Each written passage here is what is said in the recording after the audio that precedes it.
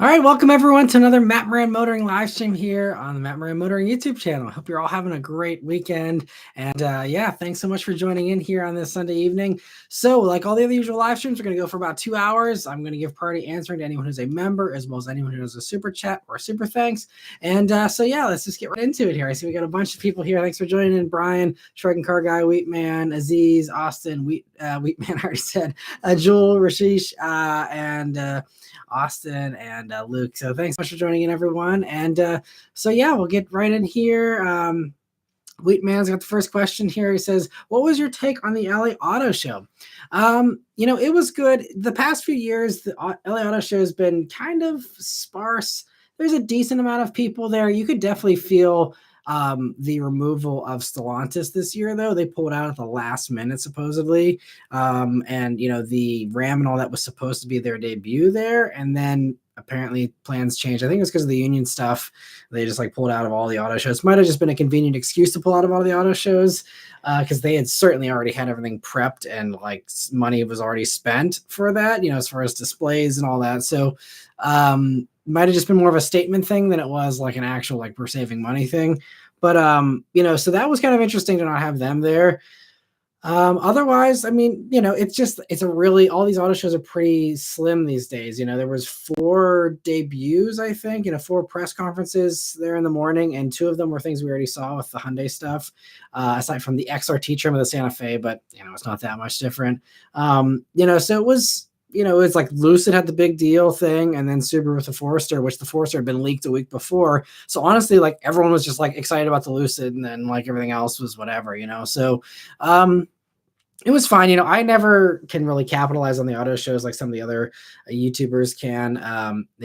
My auto show videos just don't get views. So I have a more casual approach to it these days. I film the one thing that I thought people might be interested in with the Subaru Forester, and then just save the other things for the weekly update. That was it. But it's always fun. It's still cool just to see the cars. It's still, as far as regional auto shows goes, it's better than the average Pittsburgh auto show here, where it's just dealers that show up with cars and stuff. So it's still really cool, and they have a bunch of custom stuff there. There was the Galpin collection, and there was a Kevin Hart collection, and a couple of cool things. So there was a lot of really sweet cars. There was an old Batmobile and fun stuff as well, in addition to just the usual stuff. So it was still fun. It was a great time. The people there made it awesome. Getting to hang out with all of my favorite people in the car reviewing world was just it was a great week. So I had a lot of fun there with that and all the Toyota stuff, a few days prior. But yeah, all the auto shows, you can really tell they are still dying, and it's unfortunate, but just, I remember covering auto shows whenever it was an all day extravaganza and everything was new and everything, was being revealed right before our eyes as the sheets were coming off. There weren't any midnight embargoes or any early leaks or early parties or anything like that. It was everyone waited to the auto show and waited until their allotted time to actually do their reveal. So it was kind of, the way I feel it should have been done, or the way, the traditional way, I guess. And, so I miss the days, honestly. I never thought I would really miss it, but the days of schlepping over to the Detroit Auto Show in the middle of miserable January, it was, those, looking back, were the good old days of, again, a full stacked auto show with everyone showing up and lots of stuff to see. And those days are sadly in the past. So that's my take on the auto show. Let me see the other questions here. Austin says, yeah, from the coverage, the show seemed a bit underwhelming. So you already read my mind before I said it. So you nailed it there. And let me see. Thanks for joining in, Joe and Kyle Raphael as well, Jazz. And Jazz says, Matt, Motor Trend SUV of the year is the Chevy Blazer EV. Any thoughts from Matt? Yeah, we were actually, me and some of my other car review buddies were talking about this week. It really devalues that award to me. I always kind of held the Motor Trend awards in pretty high regard, but that one is problematic in many ways. For one, none of us have driven it aside from Motor Trend. I guess they got special access from Chevy, which in and of itself kind of invites a little bit of skepticism. I can say, though, I am actually going to be going on the Blazer EV drive. It's happening before the end of this year, but just barely. And, clearly, again, Motor Trend's already made up their mind that it's the best thing of the year. Also, are they going to build enough of them, or any of them for that matter? It just, it's a marketing thing, and I don't know how they arrive at their conclusions. I don't want to, judge wrongly, but it seems like a really weird choice. To be totally honest, the Blazer EV might be one of the best things ever, and it's not knocking the car, it's just knocking the timing and the situation right now as far as choosing it this year. It's kind of, I honestly don't even know. I mean, I guess they have arrived on dealer lots, but how many? And yeah, I don't know. I feel like there should be like a volume floor for like, how many, a minimum amount of vehicles you have to build in order for it to be considered a, contender in the car of the year or whatever.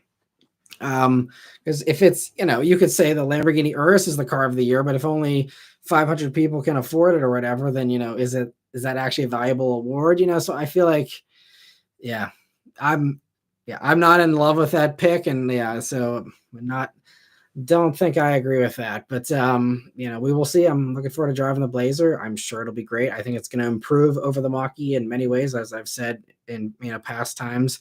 We'll see how their non-CarPlay infotainment system is to use in person. I'll be very curious to see how they implement that and how they dance around not having CarPlay whenever I can actually speak to them in person and kind of grill them on it in person a little bit. But yeah, I think it's a very odd choice and not a good look for Motor Trend personally. Kyle says, my dealer now has 9 Blazer EVs. I'm surprised how they got many so quickly. Well, I'm glad they're actually building them, and so maybe they're actually ramping up production, which would be great.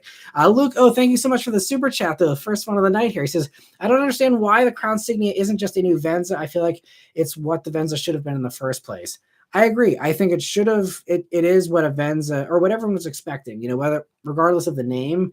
Just, when Toyota said we were going to come up with something that sits above the RAV4 but below the Highlander, everyone was expecting the same approach that everyone else uses for the Edge, the Murano, the Passport, where you have something based on one of your larger vehicles that you then scale down, not taking basically your same exact thing and making it a little bit nicer, especially when you have a luxury brand with Lexus that has their own take on that. So yeah, I mean, Venza was kind of doomed from the start, I think, unfortunately. I like the Venza. I think it's a great choice, especially if you can't get your hands on a RAV4 and you don't need the RAV4 styling. I think it's kind of a good way to kind of, cut through the RAV4 demand a little bit. But yeah, as far as the Venza name, I don't think it's a bad name necessarily, but I do understand from a marketing standpoint going with the Crown branding, even though it's a little odd, and the Signia name in general,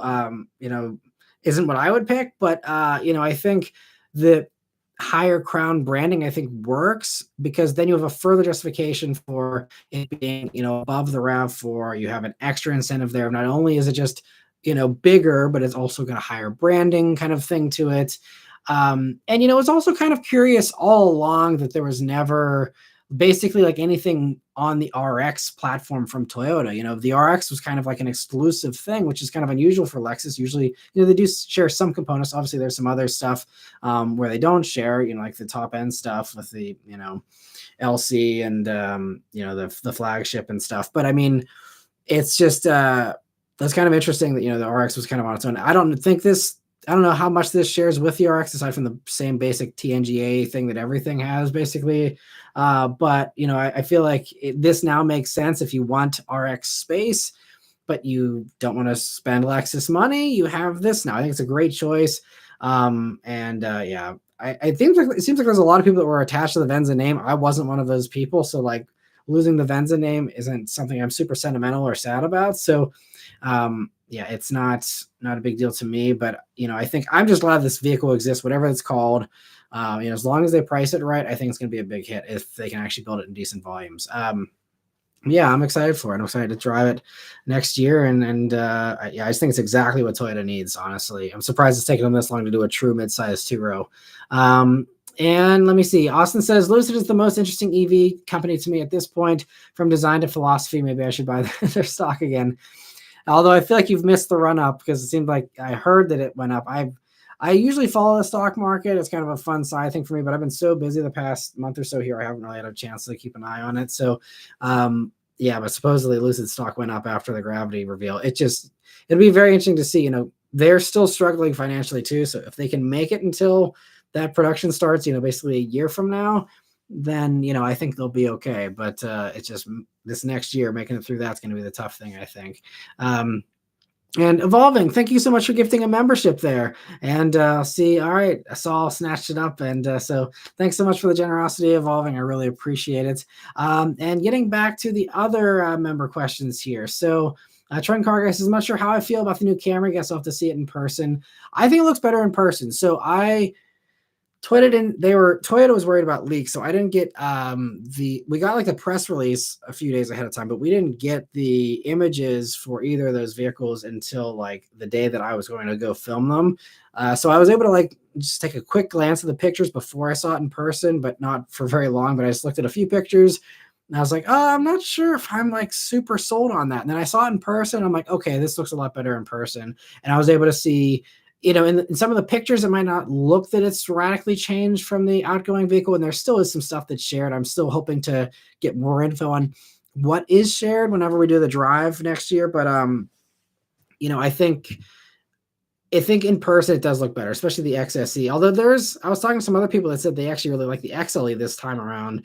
But I think they did a really good job on it. I think there's a cool thing having the daytime running lights being orange at night and white during the day. I think is a cool little touch. And I think a new Camry is going to be what 95% of buyers want and like. I think obviously pushing the hybrid is a little more aggressive than what Honda's been doing. But if you look at Accord sales, I think even back in like 2020, maybe things have changed a little bit for the better, but I doubt it. But back in 2020, when I was on the all-wheel drive Camry launch. This was like right before everything shut down. This was like, I think, January or February of 2020. They launched the all-wheel drive Camry for the first time, and we asked, why aren't you doing it with a V6 engine?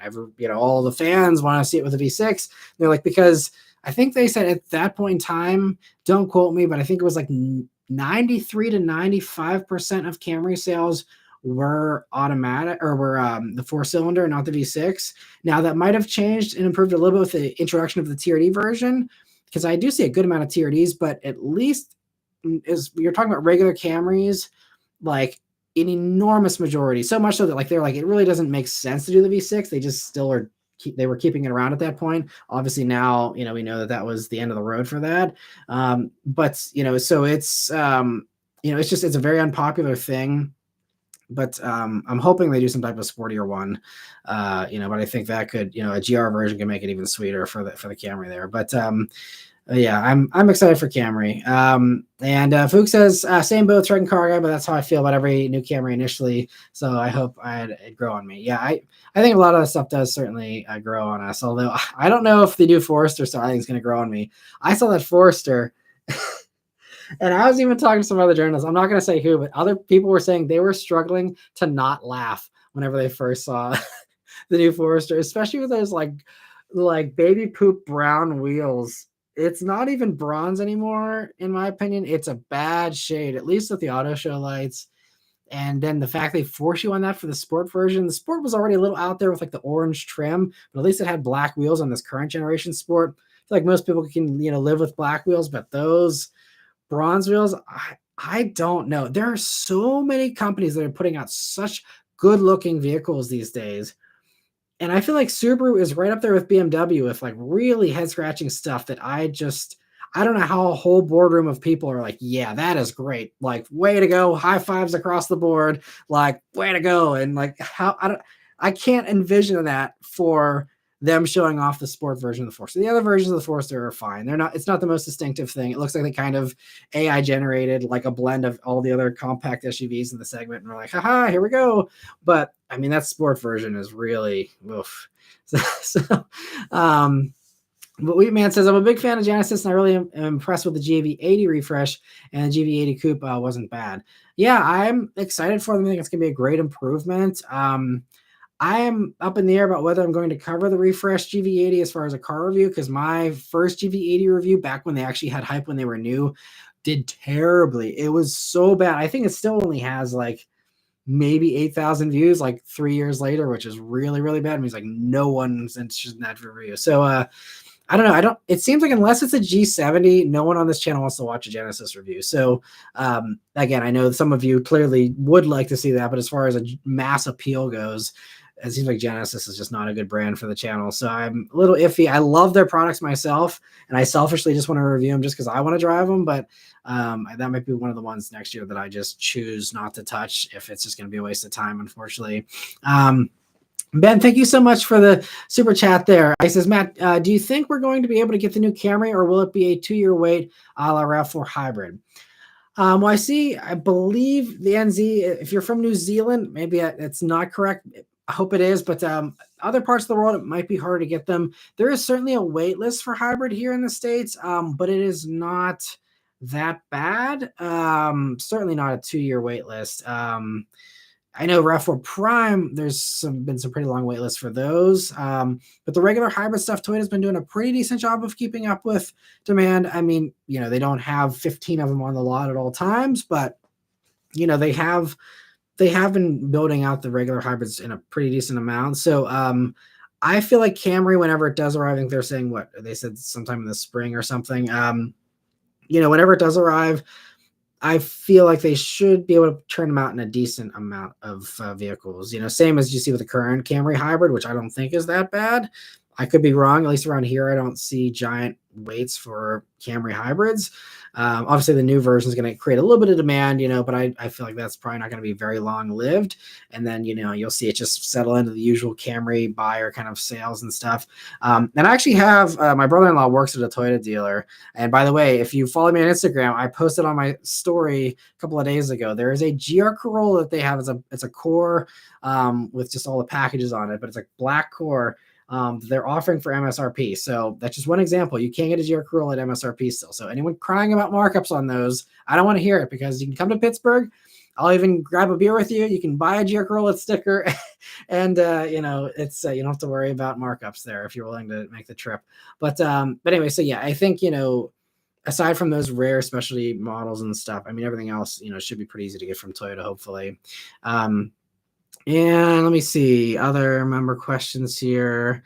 So where was I? So Caleb says, what do you think is the SUV of the year? So their award is for the 2024 SUV of the year. I mean, obviously I haven't driven every new SUV coming out in 2024 yet. Neither is Motor Trend really, which is why the award is still kind of flawed. But anyway, as of right now, of everything that I know and everything that I've driven, I'd have to sit down and look at a list and narrow it down. But off the top of my head, I mean, I'm trying to think of what. I think Santa Fe actually has a decent chance. I haven't driven it, but as far as hot SUVs next year, supposedly there's a crapload of demand for the new Santa Fe already from people who are really pumped for it. And I think that has the potential to be one of the hottest SUVs next year. So I think, again, I'd have to have a comprehensive list to really give a solid answer, but knee-jerk reaction, that's one of the first ones that comes to my mind. That's going to be probably pretty hot next year. We will see what else comes out next year. There's rumors of a 4Runner next year, which I guess would be a 2025 model year, so maybe it wouldn't qualify for the 2024 model year thing. But as far as hot SUVs next year, there's that. I think Lexus GX also could be a potential. Again, I haven't driven it, but I feel like that. Land Cruiser, although I think there's more hype for GX than Land Cruiser, but those two also I think are pretty big deals, very overdue vehicles that everyone's very excited about. So I think that's obviously less mainstream and more expensive than Santa Fe. So, but I think those types of things, things that are going to be built in volume, things that are have real hype around them and don't have 9 of them sitting on the lot, like Kyle's saying. I feel like that's the kind of stuff. I don't think you're going to see any Santa Fe sitting on the lot. You're not going to see any Land Cruisers or GXs sitting on the lot next year. They're all going to be spoken for. Get in line now if you want one, if you haven't already. But so that's the kind of stuff that is SUV of the year caliber to me, potentially. I'm sure there'll be more that come to my mind if I, give it more thought. But, those are the types of things that I would say, yeah, that's the potential to be an SUV of the year for me. And I think my personal SUV of the year that I'm most excited about, if you can call it an SUV, it's a very loose definition, but IONIQ 5N is one of my most anticipated reviews for next year. I am so pumped for that car, and seeing it in person for the first time in LA was also very exciting.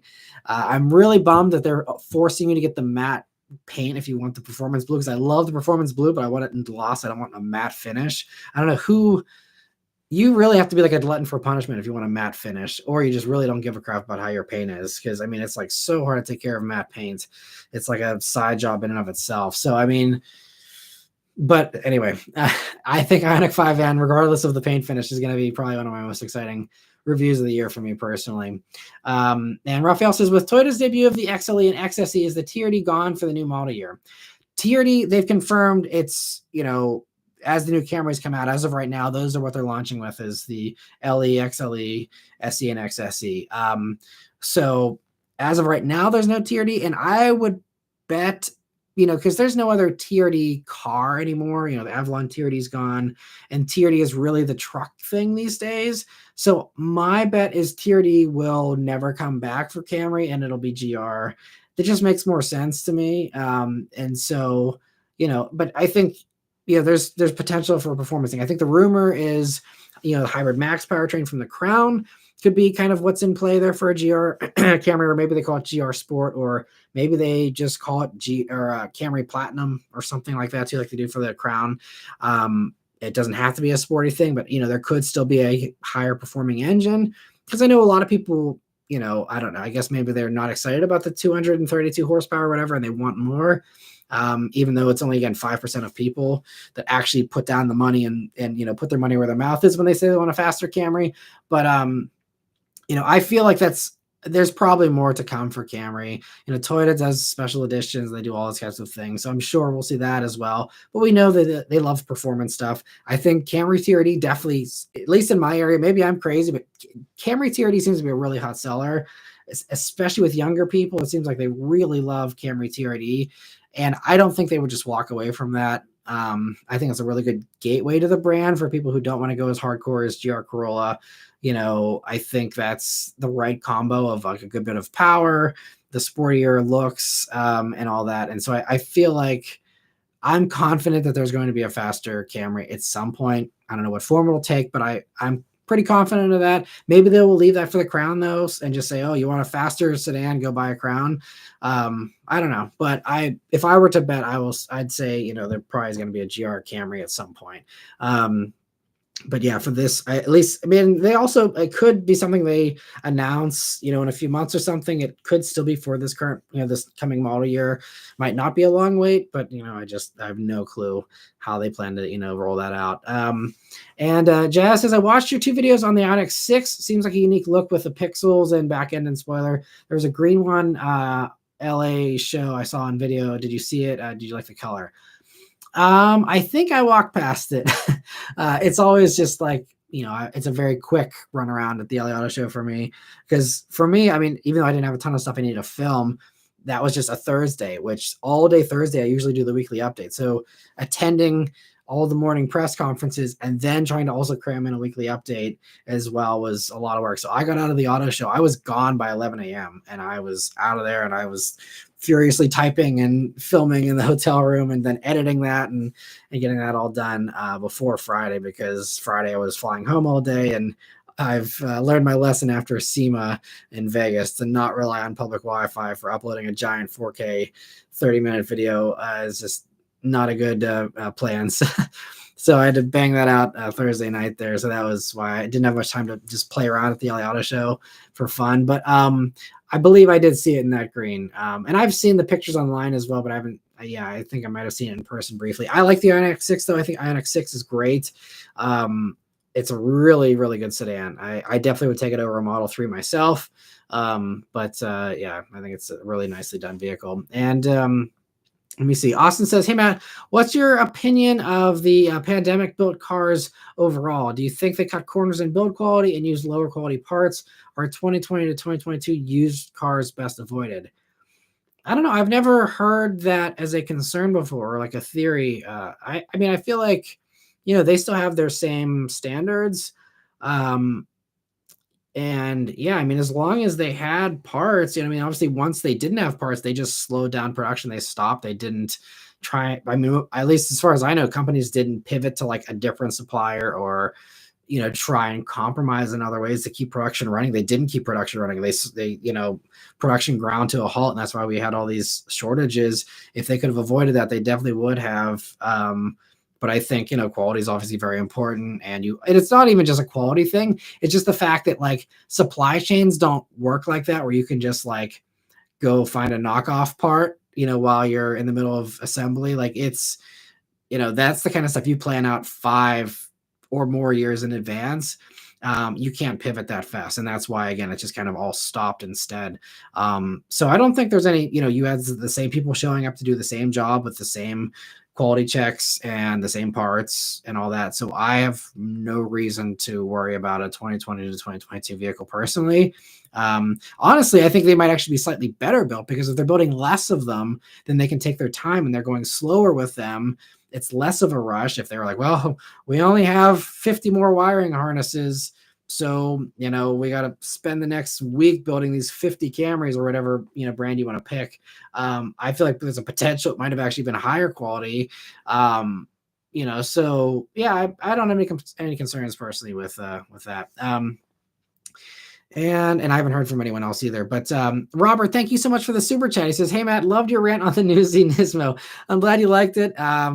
Yeah, I'm really glad that people appreciated that video, and I'm glad people watched it long enough to even notice the criticism aside from the title. Because, again, I didn't really get, aside from the interior comments, I didn't really get that critical until later in the video, which is also a fun test to be like, who's actually going to watch this video more than halfway through and actually get to the parts where I'm really negative. But I'm glad that, people really enjoyed it. And yeah, that's me. I'm always brutally honest, for better or for worse. If companies don't invite me to stuff, or if they get upset about it, it's fine. But, I talked to some of the journalist buddies in LA this week about that video. And I feel like Nissan's going to be fine with it. I think, internally Nissan knows the things that they did wrong and the corners that they cut. Now, the handling thing was still kind of an odd thing. I don't know what was up with the car I had, because everyone else was like, yeah, the handling was great. Don't know what's wrong with the car. Savage Geese actually posed a theory that I hadn't considered and I hadn't seen in the comments before, that potentially the tire pressures were bad. To me, I feel like that would have made the front end also not have a bunch of grip if the tires were just way overinflated. But it's like sometimes they do that for shipping, and maybe it wasn't reset. But the ride wasn't like, it was stiff, but it wasn't insanely stiff like you would expect from like a super high PSI tire. So I still don't know if I buy that either, but that was his best, suggestion there. But yeah, I have no clue what's going on with that. But anyway, yeah, I will always be honest, regardless of the consequences. I'm going to give you my honest take on it. And if it's not in line with what everyone else is saying, like, I don't care. If it's something someone doesn't want to hear, I don't care. Like, I'm going to say what I honestly feel, and it is what it is. I'll let the chips fall where they may. But yeah, thanks so much for the super chat there, and glad you liked the video, Robert. Truck Cargo, thank you so much for gifting 5 memberships as well. I really appreciate it, and glad to see that everyone was able to snatch those up as well here. And let me get back to the other member questions. So let me see. I see Newt's in here as well. Thanks for joining in, Zach. I appreciate it. And let me see. So Trent Cargo says, I've seen a few IONIQ 5s out here, and they're pretty cool car, at least on the outside. Yeah, I love the styling of the 5s too. Jazz says, beer with Matt for buying a car would be worth paying more than MSRP. You're far too kind. Yeah, no, that would be just me trying to help my brother-in-law there with the sale on that car. And I just, more people buying GR Corollas, the better, in my opinion. They're fantastic. I honestly, it's like tempting for me to even just like buy it. Not like I have any way to justify it, but it is such a good car. If I had the money to just burn on random cars, I'd totally just pick it up for fun. And he now says, hey, Matt, my brother is trying to get a BRZ. He called 4 dealers in Central Florida, and they all had at least 10 grand markup, with one selling it for 50 grand. He may be buying one from Chicago and driving it back. That's the way to do it. That is exactly the way to do it. Because every once in a while, I'll just look online to see, the BRZ selections, see, are they building a bunch of them? Are they getting sold? Are they not selling well? Because I have a vested interest. I really want that car to do well, just because it's a fantastic car. Yeah, I've seen there seems to be some for MSRP. I think I've actually seen some GR86s at a slight discount sometimes too. But regardless, yeah, I mean, just yeah, ditch the dealers. It's kind of surprising because I've heard that Subaru dealers aren't usually too bad with markups. WRXs are often sold at discounts already and stuff. So it might just be Florida if they're just like sports car city over there, and they just want to try and get whatever they can get. But yes, by all means, a dealer in Chicago, if they'd be crazy to be charging a markup going into cold weather here on a BRZ. So hopefully that's definitely the way to do it. Go somewhere else, make it a fun road trip back. It's a blast. Having a road trip in your brand new car is great. So hope it works out for your brother, and kudos to him for not only getting wanting to get a BRZ, but not being discouraged like everyone else when there's not 5 within a 5-mile radius. These cars are good enough. They're worth the trip. They're worth the inconvenience. They're worth jumping through the hoops to get them. Because special cars are worth a little bit of extra work there. So good luck to him. And Trenton Car Guy says, here in Arizona, you see an interesting mix of projects, EVs, and non-US cars brought in from Mexico. Yeah, every once in a while I see stuff like that too. I just saw, was it today or yesterday? I saw some weird thing that I wasn't expecting to see that had like Mexican plates on it. And every once in a while I actually maybe a month or two ago, I saw a Volkswagen Polo with, I think there were plates from like Guatemala or something. And it was very interesting. They had some US political bumper stickers on their Polo here with Guatemalan plates, and it was just like a real interesting spot. I was like, there's a Polo, there's an interesting plate, and they have some interesting stuff on their cars. It was kind of an interesting combo there. But yeah, it's always fun seeing that kind of stuff that we don't get here in the States. Austin says, my friend in SoCal just bought a GR Corolla at MSRP plus some dealer add-ons like paint protection, etc., which he managed to bargain down to $3,000. Not sure if that's considered markup. Some dealers, yes, that is all BS stuff. I mean, if there's an actual value there, obviously the dealer still marks that stuff up heavily, so it's not the best value. I mean, I can tell you, depending on how much paint protection he got, $3,000 should be a good amount of paint protection film, at least the whole front end.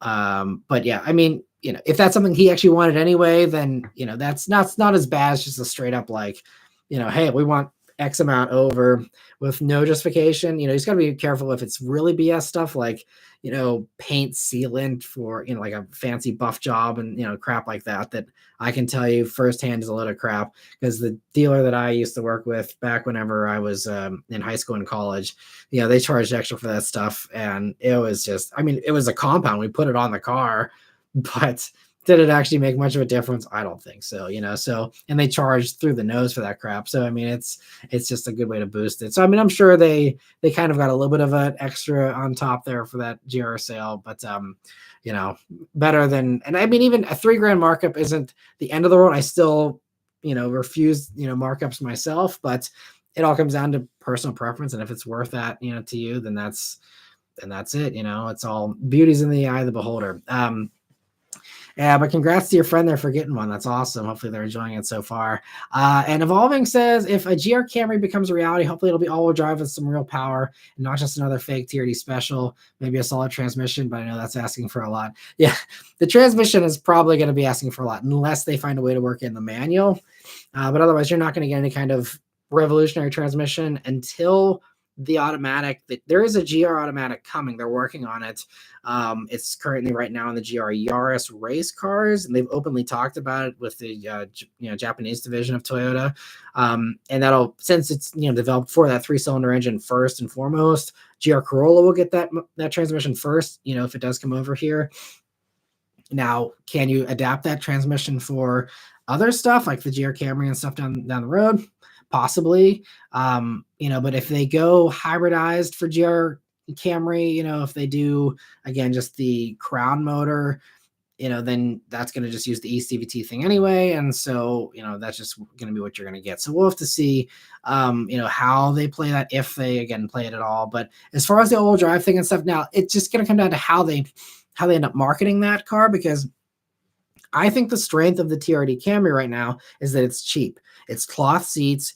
it's, pretty base kind of interior, but it gives you the power. I think that's the clever way to do it, especially if you are trying to go after that younger demographic that doesn't need all the bells and whistles, doesn't need heated and cooled seats and panoramic roofs and everything else. Like, it keeps the price point down. You add all-wheel drive, you add a fancy transmission, you make it this, awesome thing, then all of a sudden it's a 50 grand car. No one wants it anymore, so you got to be really careful. So I honestly think keeping it simple is the smarter way to do a performance Camry, and stick with the formula that works. So it's what I would do. We'll see, but I think there's a temptation there to make it insane. Put tons of power in it, put the twin turbo motor from the Tundra in it, and put or some other wild thing. There's all kinds of things you could do, but I feel like to keep the price point cheap, you got to just keep it simple. And it also could share something. There's been another rumor that it's just going to be the Prime. You just do 300 horsepower that way, have the Prime set up, and maybe we don't get a GR or a TRD Camry, but we get a Camry Prime, and that fills in the void of a 300 horsepower Camry for people who want that. And you have it with a really punchy motor. It's great in the RAV4. So you put it in the Camry, it'd be even better. And I think that would be a great follow-up to the TRD Camry personally. I know a lot of people would probably scream at that idea, but I think looking at the future and how Toyota wants to electrify everything and stuff, I think that would kind of be a cool thing as well. Without, they would also keep it relatively cheap. I know the Primes aren't cheap, super cheap, but I think that could be another way to do it. There's also, talks about a GR Prius coming down the road, and that could share a powertrain with the Camry, and be something around 300 horsepower as well, which we'll have to see. It's fun to theorize and stuff, but I feel like they just got to be careful they don't make it expensive if they do a fast one. And let me see here, other questions. So Raphael says, well, 3 years into my TRD, I guess I'll be keeping it if the answer is a Crown that sits even higher. Hopefully they do still have something low, like the Camry. But I think there's still a lot of appeal for the TRD Camry, and I think it will. If it's the last V6, it seems like that's certainly going to be the case. The V6 is seemingly gone from Toyota altogether for the most part. So I feel like from that point alone, it's, going to be a collectible thing. But seems like it might be a keeper. And Nude also says, most of the assembly process is so streamlined and automated, I don't think there's much room for variation. Yeah, totally agree. And SLMD says, what's going on, Matt? I saw a YouTube video of a 2020 Camaro SS. Is as fast as an M3. Does that sound right to you? It's going to come down to the variables of, is one a manual, is one an auto, assuming they're both autos. They're close in horsepower, it's just that you have a faster transmission in the M3. That doesn't sound wildly off to me. So yeah, I could conceivably see that. I've never seen a race between the two, or any kind of comparison between the two to say for sure. But just on paper, you have similar specs. So that's conceivable that they would be kind of, neck and neck, even though I know the M3 probably tests and has a better time. And especially if you're talking about an all-wheel drive M3, then that certainly should be faster, at least off the line, versus the Camaro. If we're talking rear-wheel drive M3 versus rear-wheel drive, Camaro, obviously, I feel like there's a potential for that. Yeah, be a pretty even match. And let me see here. SOMD, I see. I don't know. We're talking about other stuff here. Let me see. SMD says, Matt, that was hilarious. You were shook. I can imagine just some test drive scenarios with less experienced drivers. Talking about, I guess, Z Nismo. Yeah, that was, like I said, I really hope it was just my car. But I told Sophion from Redline Reviews, because he gets the same kind of press vehicles as me typically. I warned him. I'm like, look, if you get that Z Nismo, be careful. And I'm nervous about anyone else driving that car in particular that I had. Because if you don't know how to catch oversteer, if you are in a situation where you don't have the forgiveness factor, or you're driving it in the rain, or it's just the wrong place, wrong timing kind of thing, that could be bad. So, I really hope that, again, there was something weird with that car and they fixed it and it's all good, but I don't know. But yeah, it's definitely one way to keep me on my toes. And I'm very thankful that I have the training that I have, because it's really one of those knee-jerk reaction things where if you haven't been in that kind of situation before, it can be really bad, to try and overcorrect, and it can get into a nasty, effect of just back and forth until you end up crashing. So as we've seen, I'm sure everyone's seen in all the TikToks and reels of people wrecking and all that kind of stuff. So yeah, that one, the first time I've ever had a car really take me off guard. That was wild. And let me see. So SOMD says, would you buy a GR Corolla, get content out of it, and resell it for maybe a profit, or if you were to pay MSRP or at least break even? Unfortunately, there's especially a car like that that's already been out for a year. I would have had to been one of the first people. And even then it was, another one of those it cars that everyone got, just like, half the YouTubers got a Type R if they do their content and then flip it and get rid of it and stuff. It's a tempting idea to do that kind of stuff. If I had another garage space and I had a bunch of cash to do that, it's something I'd, consider doing.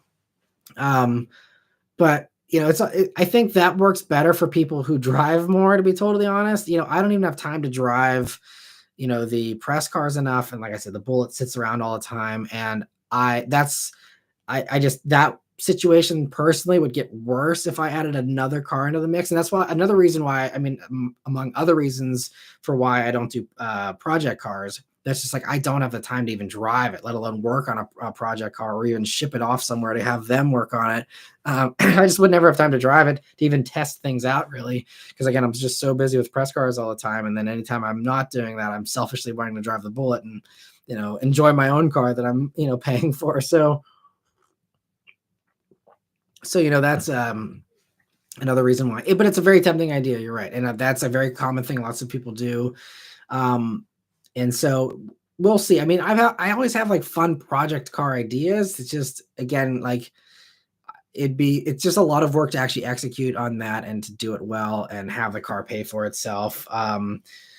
You have to do a lot of content, and I feel like for my channel being mostly car reviews, it's not ideal to do that because it's just, again, it takes away the focus from just reviews, and then it's like, oh, hey, here's me and my story on the side as well, which some people want to see, but I'd rather keep this channel a little more, professional as well, and not, be focused on my personal stuff. But yeah, there's been another, and there's actually a car coming next year that I'm tempted to try to do like a series on, but it's such an investment and it's a big risk, especially these days with these high interest rates and everything. It's a big risk to do that. Even if you're going to flip it, or you think you can make a profit off of it or something, it still is just, buying a car is a pretty big leap of faith, and hoping that people are actually going to show up and watch the videos. But it's not something I've rolled out for sure. So we'll see what happens next year. John says, Matt, that Ram plug-in truck is pretty interesting. Do you think the engine hybrid layout will spread to other manufacturers for their trucks and HD trucks? I think everyone is probably very closely watching, and they will watch to see how that sells in the next year or so here, and how people actually take it. Because I think a lot of people have just been like, way to go, Stellantis. You officially fixed the range problem for truck buyers. And if it turns out to make, so much sense that everyone loves it, that they're sold in good numbers.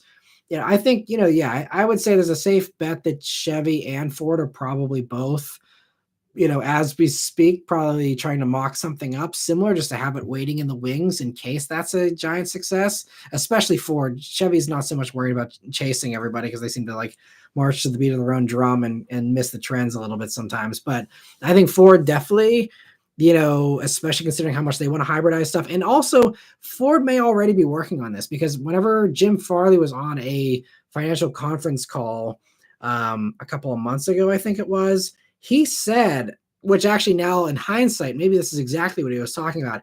He was like, oh yeah, we plan to do more hybrids in the future, and we're going to do hybridization a little differently than some people may expect. I think he said something along those lines.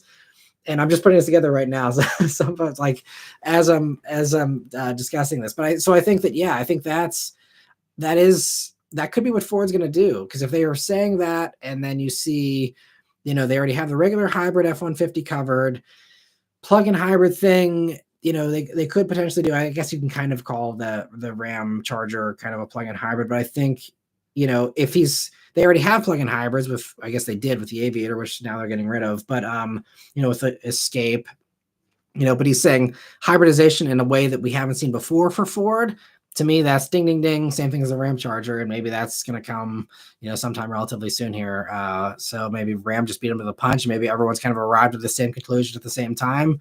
So we'll see. I think, yeah, there's a good chance maybe Ford could do that now that I think about it and what they've said in the past. So, yeah, if you don't love the Ram Charger or Ram, or you're just a Ford loyalist, you might not be missing out on the fun for too long here if, you actually are interested in something like that. But I think it's a great idea personally, and I think it could be, a really, really big game changer for a lot of truck buyers. Newt says Polysteel, Xylon, TST, most of those are all snake oil. Yeah, so Newt knows what I'm talking about as far as those paint protection buffing jobs, or whatever you call them, compounds. Polysteel is the one they still used even back whenever I was working there, Zach, and it's, yeah. As it's not anything worth spending money on. And Cam Jam says, been researching Subaru's off-road capability. I've been getting mixed reviews about them. Thoughts? So I'm not much of an off-roader. TFL, my friends at TFL Truck do a really good job with their off-road tests. They are always the people that I send everyone to. If you really want to see from people who know how to off-road, who really, again, are unbiased to the point where they said crap about Subaru and Subaru pulled press cars from them and still doesn't send them press cars. They have to buy Subarus if they want to test them. That may have switched recently, but as far as I know, that's still the case for them. So I think, if you want another honest, unbiased opinion about Subaru's off-road capability, I'd say TFL actually will have you covered better, to be totally honest. My thoughts, though, from what I've gathered from them and conversations with them and from what I've seen from others, it seems like Subaru's all-wheel drive system, as far as off-road goes, actually isn't one of the best ones out there. It seems like again, what I've heard, and this is again, I'm playing a game of telephone here, so I'm not, don't take this as like the end all be all, but I believe from what I remember hearing is that their diffs overheat pretty quickly if you do any kind of actual taxing off-roading in them. It's a standard Subaru CVT. It's their standard all-wheel drive system that they put in everything. So there's no upgrading. There's no, outfitting for the actual job of the wilderness versions, for example. I mean, you have the shorter final drive, and you have, I think, an extra maybe you have a transcooler in the wilderness. I can't remember, but regardless, there's not a whole lot there, and you're putting a power through the CVT, which isn't, a good off-roading setup. It's not going to be great. So, I'm not sure exactly what you're looking for from an off-roader, how demanding your needs are. But I'd say, the Subaru is a nice light off-roader, if you're just, off the beaten path. But anything that's remotely demanding, I probably would say to go somewhere else, to be totally honest. So again, I don't have extensive experience. I'm not an expert by any means. Definitely check out TFL for a more informed, intelligent response. But hopefully that helps you a little bit as far as my thoughts there. And feel free if you have any follow-ups, I'll be more than happy to help with more of those. But Mark, thank you so much for the super chat. He says, how much faster is an IS500 versus a Tier D Camry? I don't remember the 0 to 60s off the top of my head. I think Camry's mid-5. And IS500, I believe, was very low 5, if I remember correctly. So based off of that, probably not a giant difference. As far as seat of the pants goes, I mean, you have a V8 versus a V6. The IS feels faster. And even though the 8-speed in the Lexus isn't amazing, compared to the Tier D, I mean, I feel like that transmission is a little less sporty in the Camry. So, I mean, it's faster. I think that's not why you buy an IS500. There's better buys if you're wanting something faster for the same money. It's the IS500 is for the person who wants a bulletproof Lexus V8 in a small package, because no one really offers it in that small of a package these days. And you want, rear-wheel drive driving dynamics, and you like the old school vibe of that car. Those are the reasons to get the IS500. If winning drag races is not the reason you buy one, if that's why you buy an IS500, you're going to be really disappointed. I mean, it's not slow, but I mean, how much of those cost? 60 some grand. I mean, I can probably rattle off 10 cars that'll be faster 0 to 60 than an IS500 for the same money. So it's, but Yes, an IS 500 is definitely faster by a little bit. It's not a wild difference though. Hopefully that helps you a little bit, Mark, and thank you so much for the super chat. Getting back to the other member questions here. Two says, hey, Matt, I know we're not supposed to rank in the basement, but one of the many weird rules, like we don't touch the bullet, don't mention Doug, or there's only one pizza, deal with it, but it's up. But what is up with the Camry? TRD is just a V6 SE. Yeah, definitely as far as the Camry there goes. But thanks for joining in too. Thanks for always keeping up with the jokes and keeping us laughing in here. And Evolving is talking about the Corolla. Corolla content on YouTube is oversaturated and the car market has come down to normal. So he's not likely to sell it for a profit, at least not right now. I'll wait a few years. Yeah. So yeah, I think that's, I'm late to the game if it was going to be a Corolla thing. Anything as far as looking at content for next year, it would be the stuff that's coming out next year that no one's touched yet, that everyone's excited about, that I have a decent chance of getting an early build of. That would be the kind of thing to do if I'm going to do something like that.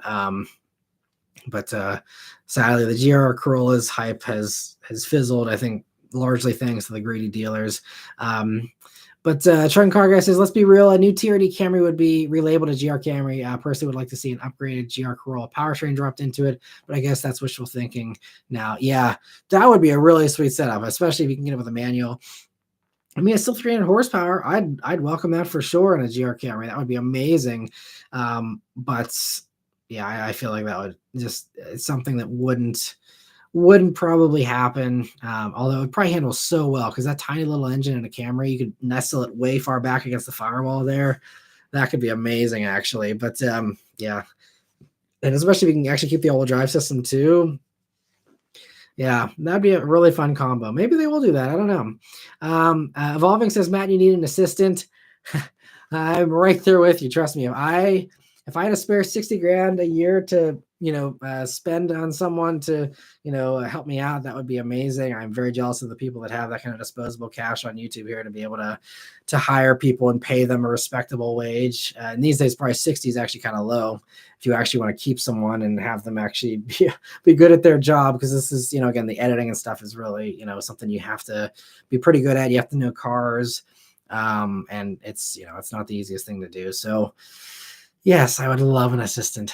That is the ultimate dream. My quality of life would shoot up 1,000% if I had an editor or an assistant. That is the ultimate dream. Like if you ask me, like, what is the number one thing you want out of anything in life right now, it's probably an editor. Like that would, it's insane how like that I would love that so much. Anyway, moving on here. Austin says, I just read an article, Japanese automaker Nissan's profits zoom on strong sales, favorable exchange rates, so maybe Nissan can afford to properly redesign the Z next time. Yeah, or they'll blow another few $1 million on pointless concepts at Tokyo that everyone's already forgotten about. We'll see. I just feel like Nissan's unfortunately not that wise with spending their cash, even if they do happen to bring some cash in every once in a while. MD Can says, howdy, thanks for joining in and hope you're having a good weekend there. Trent Carray says, from what I've seen and or experienced, Subarus are pretty much a case-by-case basis. Yeah, they're definitely also hit or miss with the reliability too. Like I know personally from like my parents that have had multiple Subarus, it's like once you get to 100,000 miles, like they start to nickel and dime you a little bit. And there's some expensive maintenance there sometimes with those boxer motors. And Subaru loves the quote, and they just said it whenever I was sitting through the Forester presentation in LA on Thursday, and like 96% of Subarus are still on the road today. They say that's more than RAV4 and CRV. And I don't know how they're doing the mathematic gymnastics to get to that number and what the caveats and disclaimers are for that. But I cannot, it's really hard for me to believe that 96% of Foresters are on the road, for one, that have been built in the past however many years, and also that's more than RAV4 and CRV. I guess it's maybe just Forester owners are more willing to dump money into their cars to keep them on the road. But I still even question that because there's people that are loyalists for their, especially RAV4s and also CRVs. So I don't know. And then as far as the off-roading thing, I think, it comes down to, what you're trying to do exactly. But yeah, I don't know. Maybe I just have bad experiences, but I mean, obviously everyone knows about the EJ motors and how hilariously unreliable they are. But again, even just for Forester and that motor and stuff, I can't believe that those are doing more miles and lasting longer than RAV4s and CRVs, especially the naturally aspirated CRVs. Anyway, other things here. Let me see. Raphael says, "Don't get me wrong, I love my TRD, but it's 10 p.m. and I drive somewhere now to trade for an IS 500." Okay, well there you go. There's a great, hands-on experience advice there from Raphael. Those thanks for chiming in with that. And yeah, IS 500s are magical. I love them for sure, but yeah, just it's not a car to get if you're drag racing. Mike says, "Do you think Toyota switching NA 4-cylinder hybrids to 0W8 oil is risky?" I mean, there's always a risk in any kind of change, but I think, Toyota more than any other company, I think, understands that their whole thing is reliability. Like that is why people buy Toyotas first and foremost. That's why people love Toyotas. That's why they are where they are today, is because of their reliability. So if they, and I know they had a shaky rollout with Tundra, with some bad cases there and stuff. But I think, as far as general Toyota reliability, I think that all these new powertrains and stuff that everyone's worried about, like they've gone above and beyond to make sure this stuff is super, super solid. And that's something I will be talking about with Tacoma. We got some good insight on the drive that I just did this past week. That's going to be coming here, not this coming week, but the following week. And they gave us, I can't say it because it's under embargo, but I'll just say that I got some good extra info about Tacoma that will, I think, be really, really good. I'm excited to, pass the info along as far as that vehicle goes. But, with all Toyotas, they not like they're never going to make a mistake. They certainly can make mistakes, and maybe that is a switch and that's not the best, and maybe we won't know that for 10 years or something down the road. But I think they really, really do grueling tests higher than everyone else for the most part to make sure that it lives up to that Toyota reliability that everyone's expecting, because they don't want their reputation to be in the toilet in 10 years because they switched to a bad oil or because they had a bad engine or something. I think they're very, very worried and focused on that, being a very, very solid reliability for everything they put out. So, I think with Toyota, I'm willing to give them the benefit of the doubt and trust them more when it comes to new stuff, powertrain wise, versus other companies that might take risks and it might blow up in their face and maybe they don't care as much, or they just, deal with higher warranty claims for a few years. But with Toyota, that's not how they approach it. They want to get it right from the get-go. So I'm hoping that's fine. And lots of other companies are switching to thinner oils as well, and I don't think it's the end of the world. But Cam Jam says, if you want straight line speed at a relatively low price, get a Model 3 Performance, but it seems like you want a reliable car, so you're pretty limited on options. Yeah, but I mean, that's exactly what I tell everybody else. If you want to smoke people at red lights, get a Model 3 Performance and call it a day. Like seriously, that's the best way to do it. Anything else, you're wasting your time and your money, because if that's your only focus, what is it, a 3.3 seconds there to 60, and especially with how prices are dropping like rocks on Model 3s and continue to drop like rocks every time Elon opens his mouth. You want something with amazing straight line performance for cheap, get a Model 3 Performance for sure. That is the easy answer for that. SMD says, Matt, I was watching your live stream and I got a message to update my iPhone, and I thought I selected not now, and whoops, it started updating. Well, that's all good. Thanks for joining in, and if your phone updates, it's all good. We'll see you on the next one there, SMD. But Austin says, hey, Matt, in the last live stream, you mentioned your sister helps you film your reviews. Is she into cars? If so, have you considered adding her to the channel for more female viewpoints along with Beth? That's a really interesting idea. So she's not into cars. No, she just has always just been around to help and support.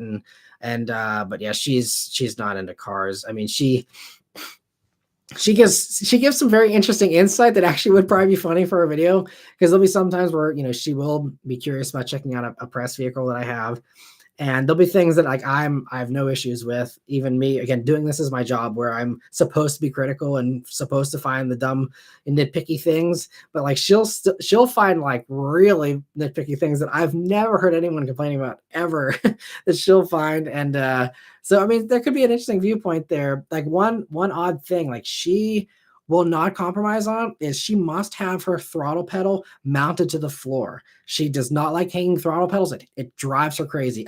I think she's the only person on planet Earth that probably says that.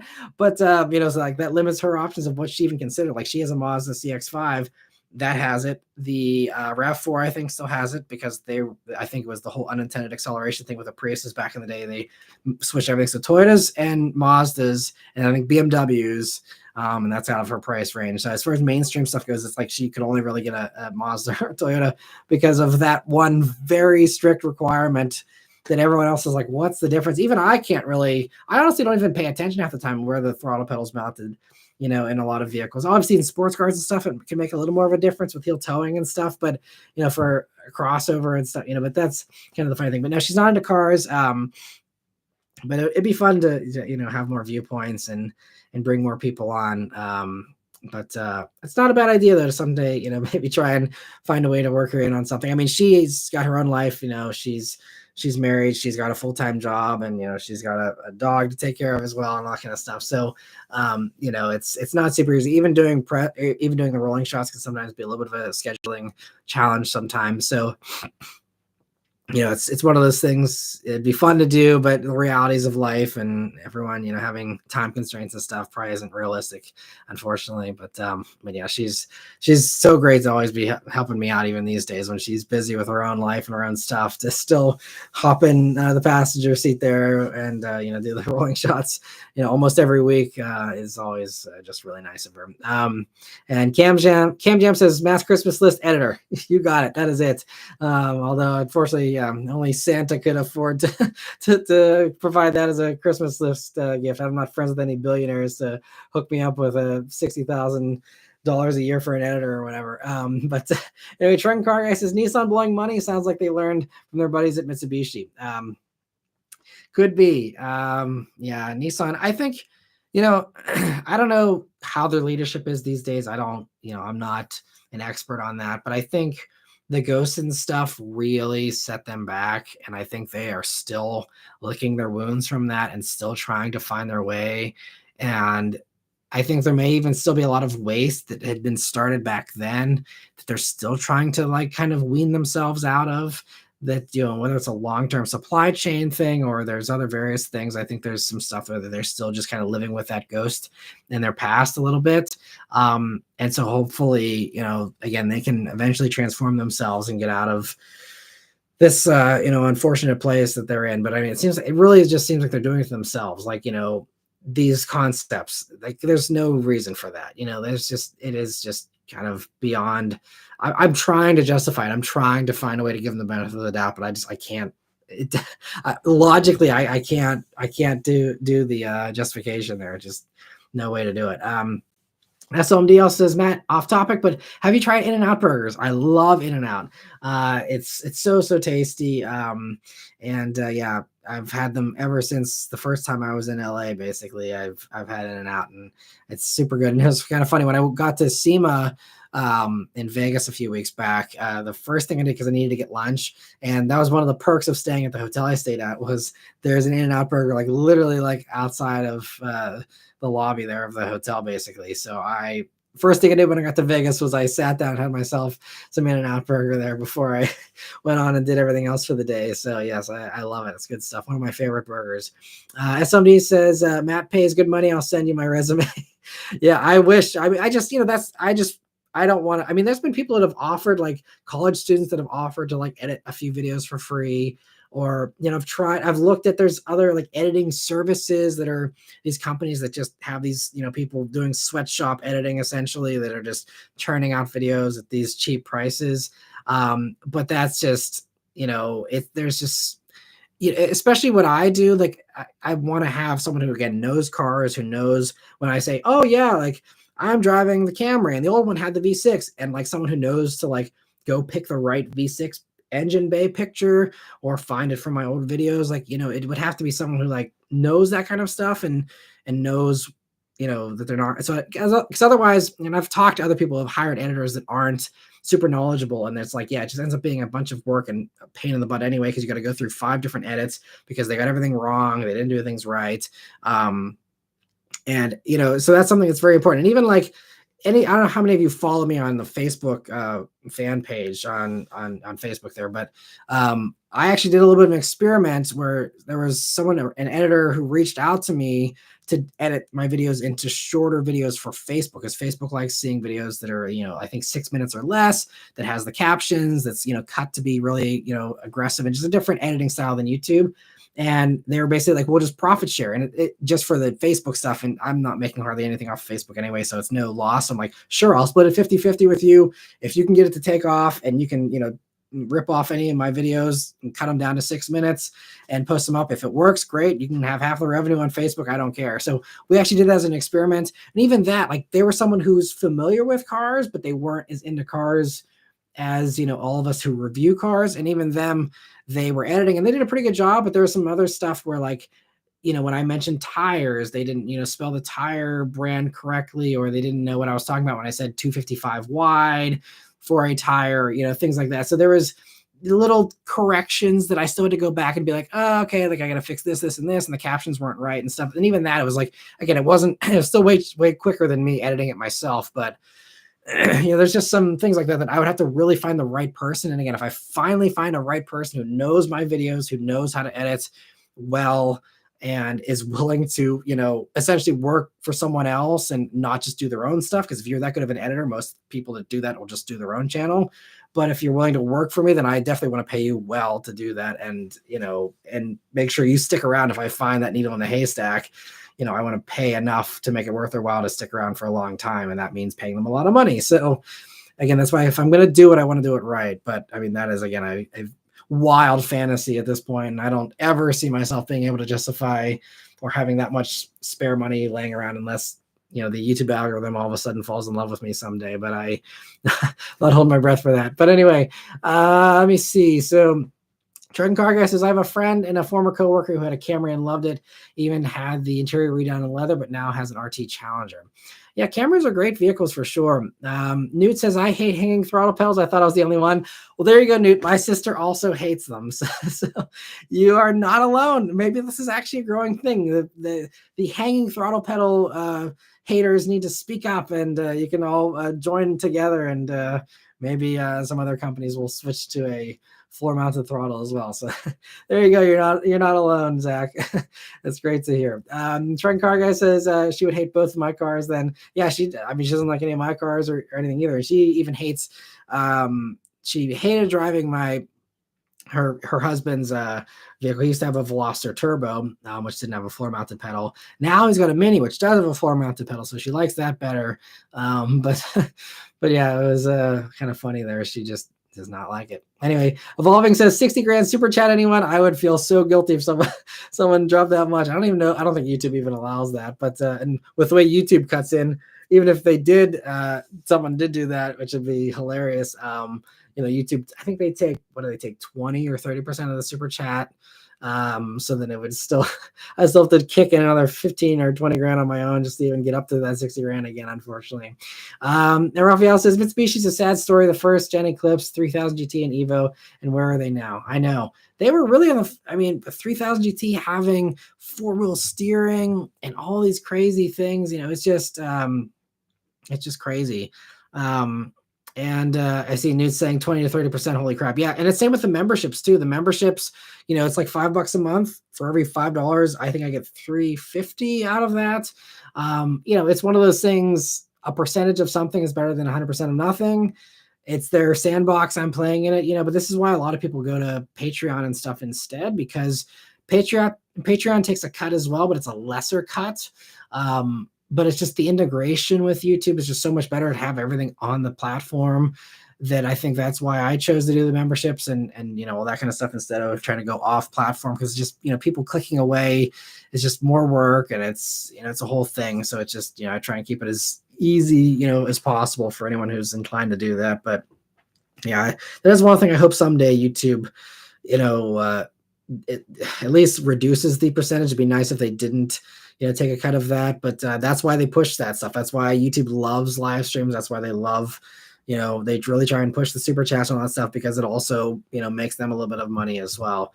I mean, again, you are still supporting the creator when you do that stuff, but it's not 100%, unfortunately. Like most things, same with charitable donations and all that kind of stuff.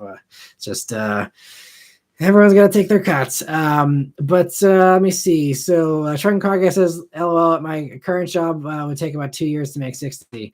That sucks. I mean, hopefully with the, unemployment being so low these days, hopefully, there's opportunities there to work your way up the system because good help is hard to find. So if you're, a good worker, hopefully, you'll be able to get rewarded with something better down the road. But at least around here, it seems like 60 grand is like, kind of the standard median kind of, middle class wage these days. But I know for a lot of people, it's certainly a lot less. And that's something that I think this country could do a lot better with as far as paying people a respectable amount for the kind of work that they do. But I won't go off the rails too much here.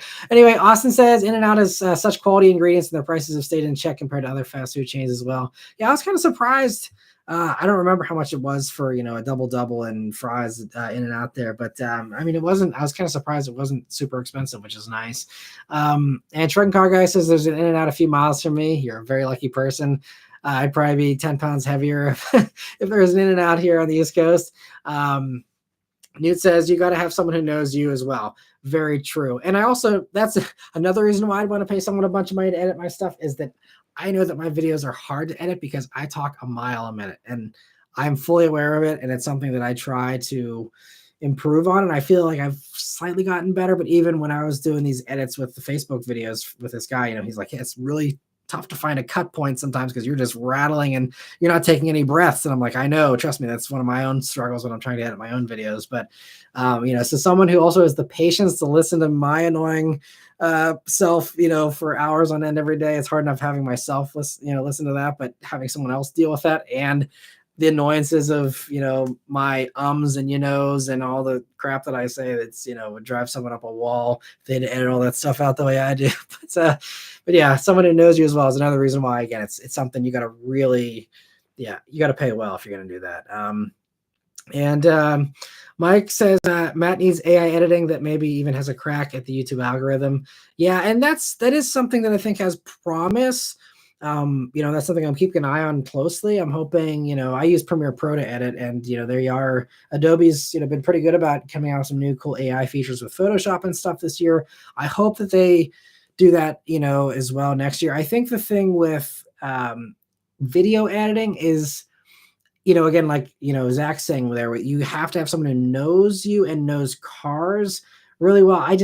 I'm sure AI will someday get to a intelligent point, but it's still pretty dumb currently. And I can't envision a world where it could actually do what I do, even 75% of the way that I do it. I hope that someday it gets to that point because that would certainly be my savior for sure. But it's going to take a long time, I think, for it to get to that level of intelligence. I could be wrong. They're saying it's, evolving so fast. I certainly, for my sake, hope it is, at least as far as the video editing AI. Everything else, it'll be like, it'll edit my videos amazingly well, but it'll also be trying to take over the world. And then it'll be a moot point. But, we'll see. Hopefully AI editing does get better. And it's just, some of the solutions right now, like one of the things Adobe has right now is you can edit through a transcript. So it'll automatically do a full transcript of everything I've said, which is also hard for software to also do usually because, again, I talk so fast, it misses words or it thinks I'm saying something else. But, so with, the transcripts and stuff, even that, people are like, oh, it's so easy. It just takes out my ums and automatically. And it's like, for me, it doesn't usually work that well. That's something I could fix, with just talking slower, but it's also just, trying to smooth those out and stuff. When you're in a car, it's harder.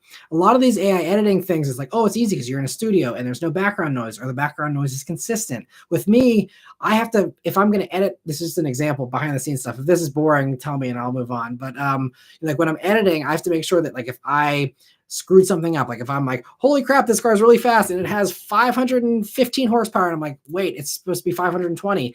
If my revs are at 5,000 RPMs, I'm in a loud car. If I all of a sudden do a re-record, I'm like, it's got 530 horsepower and I say the right number or something, I have to make sure that I'm at 5,000 RPMs again, or else the audio is going to be off and it'll be like, and this car is, whoa, so fast. And it's like, no. And then the next minute it's like, I'm silent and I'm like, it's got 530 horsepower and it's crickets in the background. And it doesn't match and jive. And you can tell that, or at least I think people could tell that. So it's, you know, those types of things where AI would have to be smart enough to be like, okay, let's fake the engine noise here, or let's, you know, intelligently choose this other clip that has the right RPM. And, you know, so there's a lot of complexity that goes into it beyond just, I think, you know, for the regular people, maybe for like the weekly updates, I could see that being an AI editing job someday down the road. But, you know, for the car reviews, I think there's a lot of nuance there that is going to, again, be far beyond anything I can envision for AI for a long time.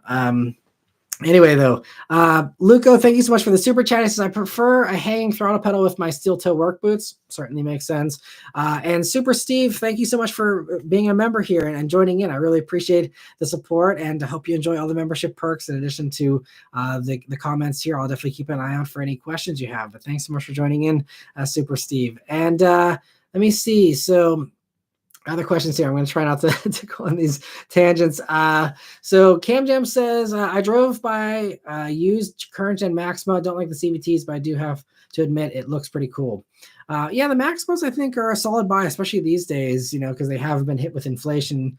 You know, I think they're really, you know, a nice cruiser. They're not the sportiest. It's not the sports sedan that they claim it is. But if you want something with a good punchy V6 and lots of comfort, you know, it's really that. It's kind of like the Impala SS I reviewed and things like that. Camry TRD would run circles around it, you know, Maxima as far as handling. But, you know, if you want something just powerful and comfy, Maxima is really a great choice still. Saul says, went to the auto show today. Thoughts between the manual and the Integra S versus the Mustang GT. I'm torn between both cars. Is the V8 easy to learn on? I'll use it mostly to commute to work 10 miles a day. Or 10 miles away to work. So it's going to come down to what generation. If you're talking brand new Mustang GT, I haven't driven the 2024s yet. As far as, you know, 2023 and earlier, and a GT, I don't. If you get the Tremec and like the Dark Horse or something, or the Mark 1, that's better with the clutch. The Mustang GT clutch, to be totally honest, is one of the worst clutch pedals in a manual vehicle in modern times. It's not precise. It's kind of awkward and heavy. There's a tough learning curve. It's challenging to be smooth with, especially whenever, you know, you're just starting off and learning. Versus Integra, I immediately got in it. I immediately felt like I was in sync with the car. I was a pro at it, and it was super smooth and it was great. And it's a Honda manual. They know how to do manuals way better than Ford does, at least on the mainstream Ford stuff. You know, not counting GT350 and other stuff. But even that, I think the Integra is probably the better feeling manual, to be totally honest. So if manual feels the top priority for you, Integra Type S. The V8, I'd say actually as far as learning curves, it's one of the worst. And I think if you are someone who's learning a manual for the first time, avoid any generation Mustang, to be totally honest. None of them are really great. Either the clutch pedal is too heavy and imprecise, or it's lighter, but it's still imprecise and tricky. So yeah, I hate actually, it's like one of the things I mean, it's not a deal breaker, but even in the Bullet, I don't love it. Because there's still sometimes where I'll be a little rough in the Bullet after 5.5 years of driving it and 20,000 miles plus all the other miles on the other 3 S550 Mustangs I've had before the Bullet. There's sometimes where I'm not totally smooth with the Bullet. So, you know, that should tell you everything you need to know about that transmission. It's tricky, and it's not the best. So I would say Integra as far as manuals go. I mean, they're obviously, as far as the other merits of the cars, it comes down to how you feel about rear-wheel drive versus front-wheel drive. V8 versus, you know, Turbo 4, and, you know, the hatchback practicality, 4 doors, 2 doors. There's a whole, I got an hour long, you know, tangent there if I wanted, but you know, based on just manual alone, let's keep it simple here with the response. Integra is the way to go. And let me see. Trucking Car Guy says, I've seen a couple of 3000 GTs around here. I've just been meaning to get into the local car scene here, but I haven't had a chance. Yeah, that's cool. You have some around here. I haven't seen a 3000 GT in a long time. So that's cool. You get to see him. Austin says, I'd like to see Matt as a guest on some other automotive channels and podcasts that could help drive more views to his channel, take advantage of the YouTube car community to help build the brand. Totally agree. And I've often, been happy to cameo in other people's videos, and I make appearances in other people's channels every once in a while. As far as podcasts, I'd certainly be up for that. I've never been invited on a large podcast. There was one real small one that invited me a long time ago. And there's actually, I think there's one other one too a long time ago as well that might have been a little bit larger. I don't remember exactly, but I would certainly, I'd be happy to be on a podcast if there was one that was like a decent amount of people on it for sure. I'd love to do that and just chat. I think it'd be fun. Just kind of like how we're doing here now. I think it'd be great. And SMD says, I work 50 plus hours a week, and I'm not struggling, but I'm not balling. I think that's a lot of people right now. This is why, everything ballooning in price is just people just don't have the tolerance and the patience for that, whether it's car prices or prices of anything these days. It's just, we're all working hard, and a lot of us, it's not getting us as far as it used to or at all. And it's just it's definitely demotivating for sure. Kyle says Matt and the Topher should do a live collaboration. That'd be fun. I'd be up for that. Topher actually, so I was talking to the Winding Road, Chris, I was just talking to him on the Toyota event this past week, and it was great catching up with him. That was the best thing about this past week at the LA Auto Show is Toyota invites a lot of people to their launches and their reveals. And so it's like all of my favorite people all in one place. And especially since I'm so busy at this job, I don't have a ton of like friends nearby. My closest friend is out of state and all that, so I don't have a ton of really close friends near me, and I just don't have time for friends a lot of times, to be totally honest, which is kind of sad to say. But so those are really like some of my closest friends are all these other YouTube car reviewers, and so getting to hang out with them for multiple days and just having a blast is great. So catching up with all those people is so much fun, and one of the best parts of the cars are fun for sure. Obviously, that's what we're all there for, but the people are really what make it the best. And I think that's cars, I can always find ways to get my hands on cars and stuff. But if I wasn't able to do this or do it to a high level like I am, where I'm getting invited on this stuff, if I ever fell down the ranks low enough where I wasn't invited to that stuff, like I'd miss the opportunities, but I would really, really miss the people, because it was so fun just hanging out with everybody this week. And, whether it's, just the usual stuff of sharing, comparing notes of like, oh, like, has the algorithm been weird for you with this, that, or the other? Or how do you feel about this or that? And that kind of stuff. Or just talking about, the struggles that we all deal with as car reviewers, or just, in general. It's just, it's fun. So I'm always up for collaborations with everyone. I love, most of the people in this industry. They're all, mostly really, really good people. And it's just a very, very good group. I'm very lucky to be part of. Anyway, SMD says In-N-Out 3x3 whole grilled onion and animal style fries, large diet cook. Wow, that's quite the combo. I'll have to try that someday.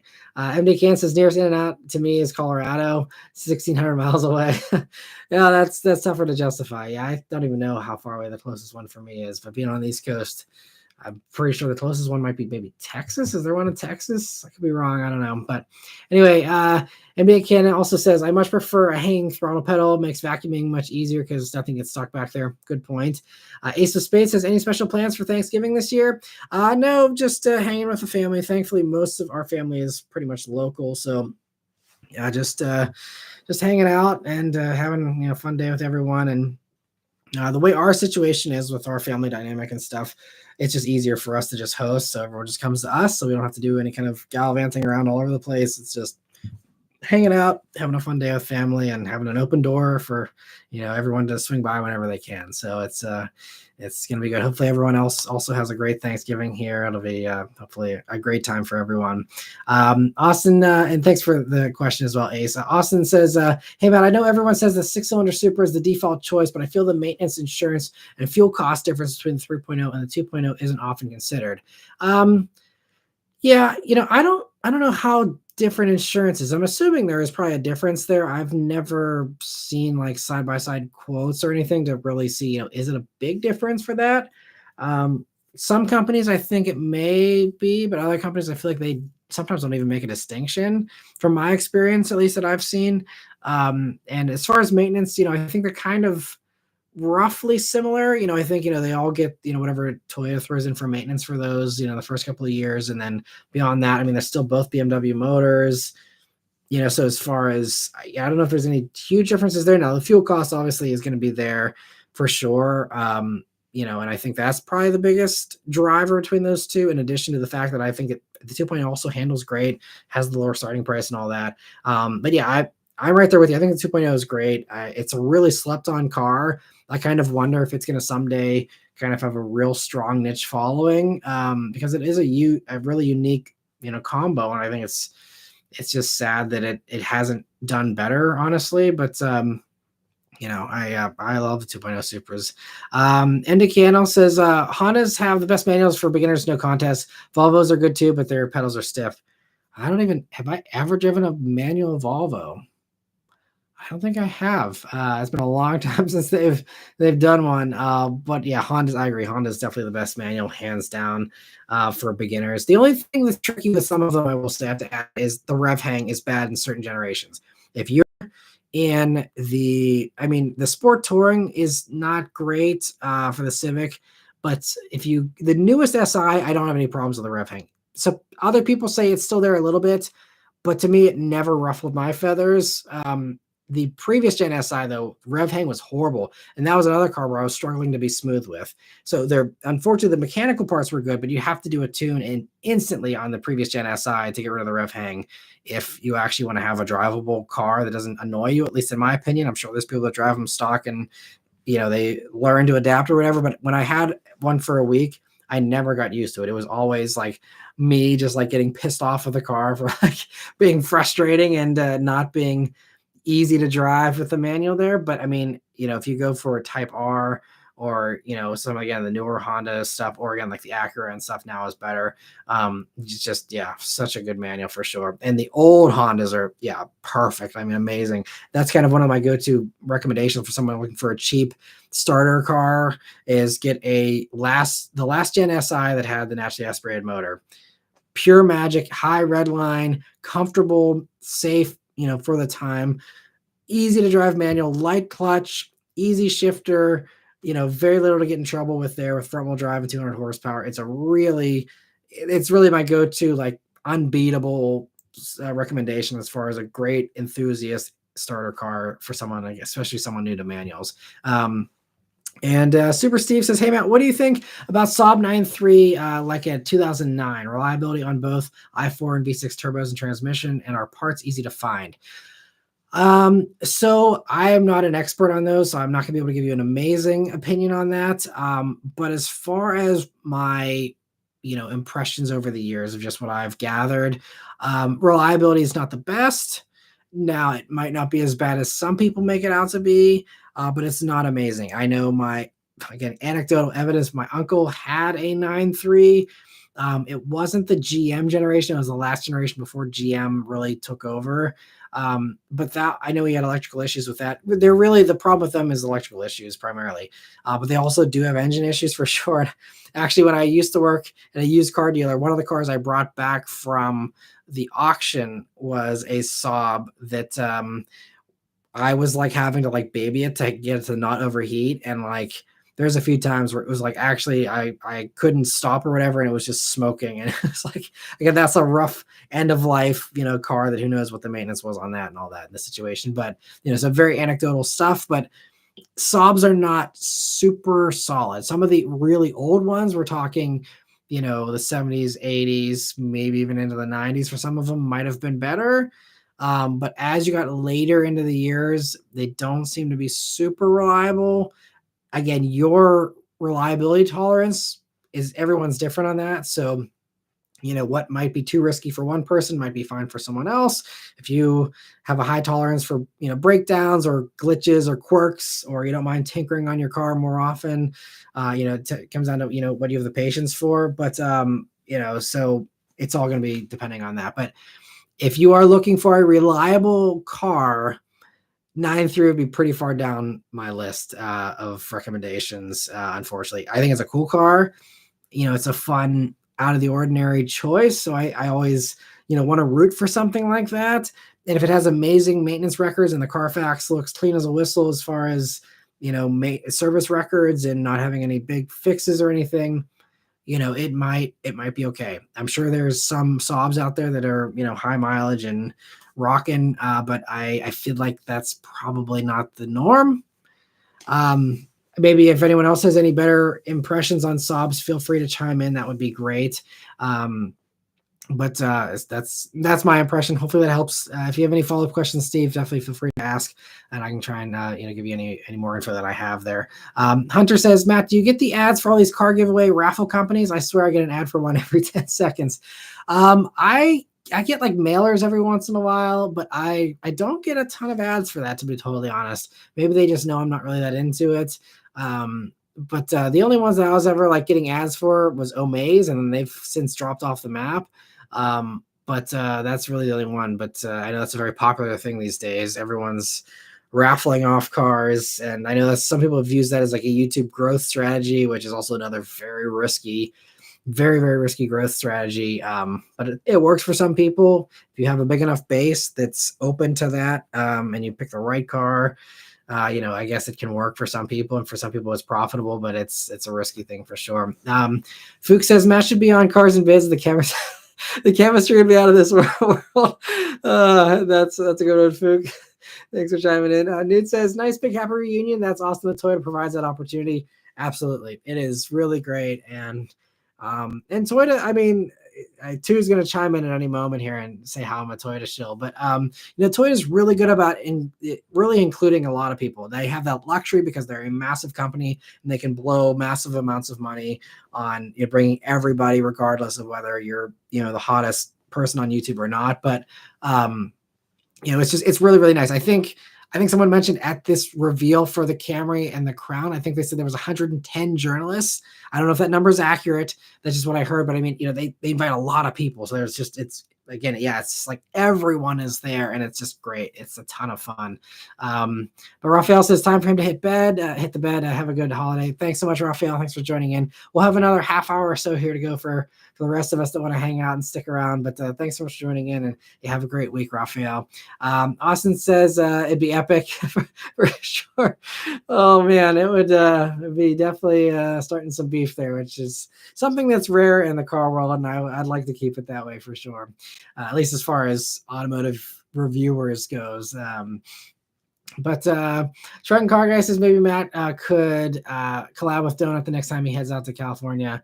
Yeah, that'd be fun. I haven't really followed their stuff too much recently, so I'm not sure what they're really up to. I've heard they've made some changes and stuff, but I don't have much time to watch YouTube, and there's other channels I'd watched before them personally, so that's why I'm out of the loop on them. But again, I'm always up for collabing with most people, if the opportunities are right. And Arturo says, are used Nissan Armada SL Platinums worth it, Matt, compared to sticker price when new? Probably. I mean, they depreciate like crazy, so probably not a bad buy, but there's always, the stuff that depreciates fast, there's usually a reason why. Armada, though, I think is one of those chances where it could work out because, with an Armada, it's old tech, it's an old V8, it's an old platform that should be fairly proven. I mean, you're just going into it knowing you're going to get, something that isn't as good as the competitors, but, again, if you don't need the best thing ever, then, it could be okay. Another anecdotal thing, but a extended family member-in-law, if that makes any sense, they have an Armada and they really like it so far. I think they traded in a Volkswagen Atlas on it.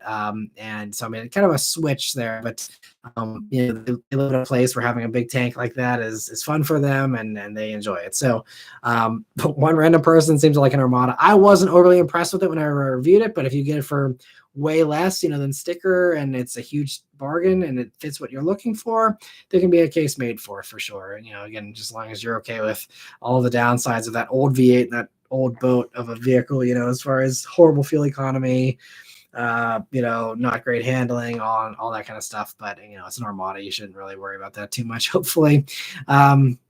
And Kyle, thank you so much for gifting 5 memberships. I really appreciate it. I'm sure everyone else here that grabs those is very appreciative as well. But thank you, Kyle, every week for your support. It really means a lot. I really, really appreciate it. And I know everyone else does as well. Other member questions here. So Austin says, I get the feeling James Pumphrey from Donut would be difficult to work with. He just gives off that vibe. Never met him. I don't really watch enough of their videos to know. SLMD says audio is cutting off for me. And Newt says, I refreshed and it fixed it. Thanks for chiming in on that. Sorry, it cut out. I'm not sure. Everything looks okay here. Not sure if it was just a connection issue for a second, but thanks for bringing that to my attention. Sorry, I'm a little delayed on addressing that, but thanks for chiming in there, Zach. Trent Cargay says maybe Nolan would be easier to work with. He also owns a Mustang and seems more down to earth. Yeah, I honestly don't even remember what he looks like. Again, I don't watch their channel, but they're clearly a huge channel, so they're doing something right for sure. Austin says, yeah, the rest of the Donut crew seems like pretty chill and likable guys. Cam Jam says, looking pretty seriously at a Civic Sport Hatch manual. Do you think it's worth the extra money to get the 1.5T over the 2.0? Again, I would, if you haven't test driven them yet, please test drive them. Make sure the rev hang does not annoy you or that you're open to a tune. It's certainly better than the new one. And you can go back and watch my review on the Sport Touring, as far as my in the moment impressions on that. They definitely improved it with this new generation, but I know it felt, I think, a little better in the SI than the regular Civic. But as far as the power difference there, again, that's kind of going to come down to a personal thing. I've not driven the 2.0 with the manual, so I can't really say how slow it feels in comparison. Honda never puts the base motors out in any of the press fleets, and I haven't driven one at a dealer or anything. And honestly, they didn't even put them out, on the media drives or anything. I didn't go on the media drive for Civic, but I don't think they even had it there. So, I mean, it's hard for me to say, to be totally honest. The only thing I'll add is the 1.5T in the Sport Touring. It doesn't feel particularly fast either. So either way, you're going to have a relatively slow feeling car. So if you're just, wanting to row your own gears and you just like the Civic packaging, it might not be that bad to just stick to the 2.0 motor versus the 1.5T. But again, I have not driven that 2.0T in that application. I didn't drive it in the last generation either. I can't even tell you if I've ever even driven that 2.0 with a manual, probably in an automatic at some point. But yeah, so I'm really not the best person to ask about that. But, I'd test drive them both if you can. I'd be inclined to say maybe it's not worth it to upgrade. Again, it comes down to all the other equipment as well. Do you want the heated seats? Do you want the leather? Do you want all that other stuff? If you don't care about all that other stuff, especially, then I'd say, yeah, that would also sway you down to just getting the 2.0. If you're not going to appreciate that other stuff, because it's expensive. It's more than an SI for the Sport Hatch Touring. And, again, it's not a fast car for 33 grand or whatever they charge for them, So, and if you're looking at that kind of money, just spend 36 and get the Integra, honestly, because then you have the SI powertrain, you have the adaptive dampers, you have the Acura stereo and a bunch of other extra stuff. And they're just so close in price. What's 3 or 4 grand more? Just get the Integra. It's a better car. It gives you more stuff. So I really don't think the Sport Touring Hatch is a good value. So sorry, I'm talking through my answer, but as the more that I talk and think about it, I'd say, yes, probably just go for the 2.0 if you're trying to find the best value in this Sport Hatch manual there. Hopefully that helps you a little bit. Sorry for the roundabout answer there. Spy Harpy says, I did own a 2012 SI for a year and rev hang was awful. Interesting. In a 2012, I mean, I'd have to go back and watch my old videos, but I don't think rev hang was even a thing from my recollection in 2012 That's interesting. Felt like the clutch is dragging down the revs on quick shifts. Got a Honda data tune that did help, but not enough. Sold the car for a 13 Golf R. Interesting. I don't ever remember rev paying that generation, but it's been a long time, so my memory could be flawed for sure. Clearly, you lived with it, so you know better than I do. But that's surprising to hear because I feel like people don't. I don't hear a lot of complaints about that in the old generations. Interesting. I'll have to one of these days I'll just sit down and watch my old SI reviews and see if I can pick it up in the video or something. But thanks for the insight, Spy Harpy. I appreciate it. Newt says, I will say I love those Subaru. Such a weird car, but so cool. That is true. If you're going for a Saab, yeah, the 92X, that could be a Saab to get for sure. I mean, not like, super reliability is a ton better, but certainly better to have a Japanese built Saab with Japanese components for sure versus for the stuff Saab was working with. So that could be a roundabout way to kind of own a Saab, but not really. And let me see. Jazz says, Saabs are neat cars. I wish I had bought one of their final years. However, they really were not being discounted much, which surprised me. That is surprising. I wouldn't buy a used one now, even if they were low mileage. Yeah, although my Beth's parents have a neighbor that has a 9.3 convertible. I think it was the last model year, actually. And they are the type that only drive it on nice days, and they're proud of the fact they only drive 500 miles a year around it or something like that. So that one I think is a 10,000 miles or something on it, and that's it. But that one I think it seems like it's been okay. Even that they said the battery was dying, and they had some kind of weird phantom drain if I remember correctly, and it was just not the best even for that one. But yeah, they're probably a little bit sketchier for sure. Saul, thank you so much for your first super chat here on the live stream. I really appreciate it. He says, if the 10-speed, the Mustang GT is the way to go over a manual, what would make you choose the GT over an IS 500, ignoring the 2 versus 4-door thing? Good question. So let me think about this. What would make me choose the GT over the IS 500? I don't know. I mean, I feel like all the other things are pretty even because I'd say in my mind, the 8-speed in the Lexus is pretty comparable to the 10-speed in the Mustang. The Mustang might have slightly faster manual shifts, but that 10-speed also, I will see if it's better in the 24s. But I did not like the 10-speed in the Mustang. And you can see that in my review of it. It was just kind of all over the place. And I don't, again, maybe it's gotten better, and maybe, as some people say, it learns your behavior. So maybe your press car was just confused and that transmission just didn't know what to do.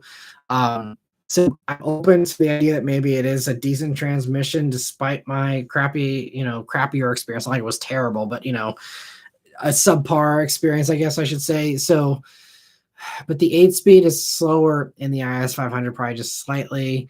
But they both have pretty reliable V8s in my mind. I'd say that that Mustang GT V8 is pretty proven, and I'd say it's basically up there with the Lexus V8 reliability wise. And honestly, the Lexus V8s, I believe, direct injected versus in the Mustangs you have direct import. So longevity, I may actually lean towards the Mustang potentially as far as just the engine part goes. So I would say, if all things are equal between the two, you're not caring about price point, you're not caring about anything else. I would say the other thing though is just the luxury. Mustang GT is going to have a nice ride, with the MagneRide dampers and all that stuff.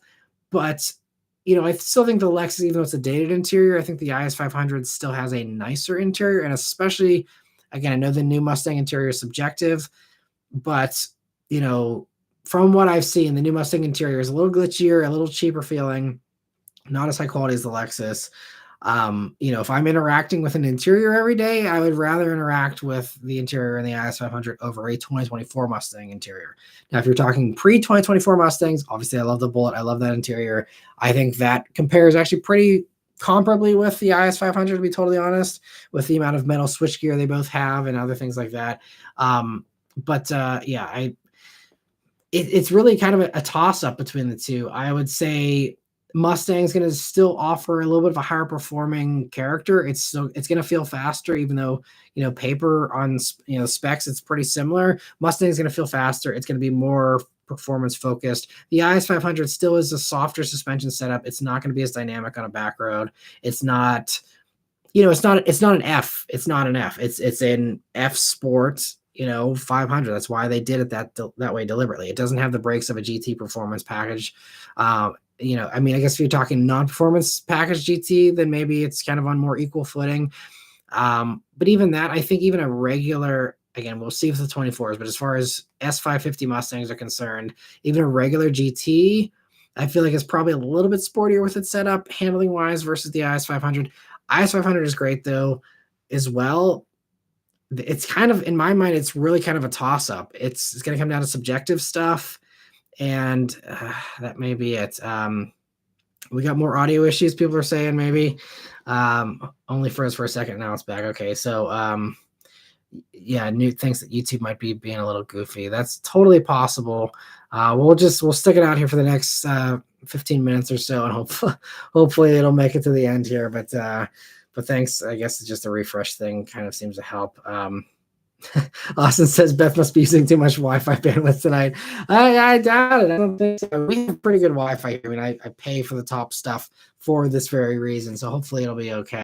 But sorry about the glitches there. But anyway, so Saul, hopefully that gives you some insight. Feel free for sure if you want to send me a message on Facebook, if you have Facebook, or anywhere else you want to send me a message. We can try and talk back and forth more if there's more context as far as where you live, your situation, your needs, your preferences, your biases, all that stuff, is valuable context to help kind of give me a better idea of what might be the best thing for you based on, again, my experiences, which again, I don't have any experience with this 24 Mustang, but hopefully that helps you a little bit. Thank you so much again for the super chat there. And let me know if there's anything else I can do there to help, with any insight that I can give. I'm always happy to help people find the right car.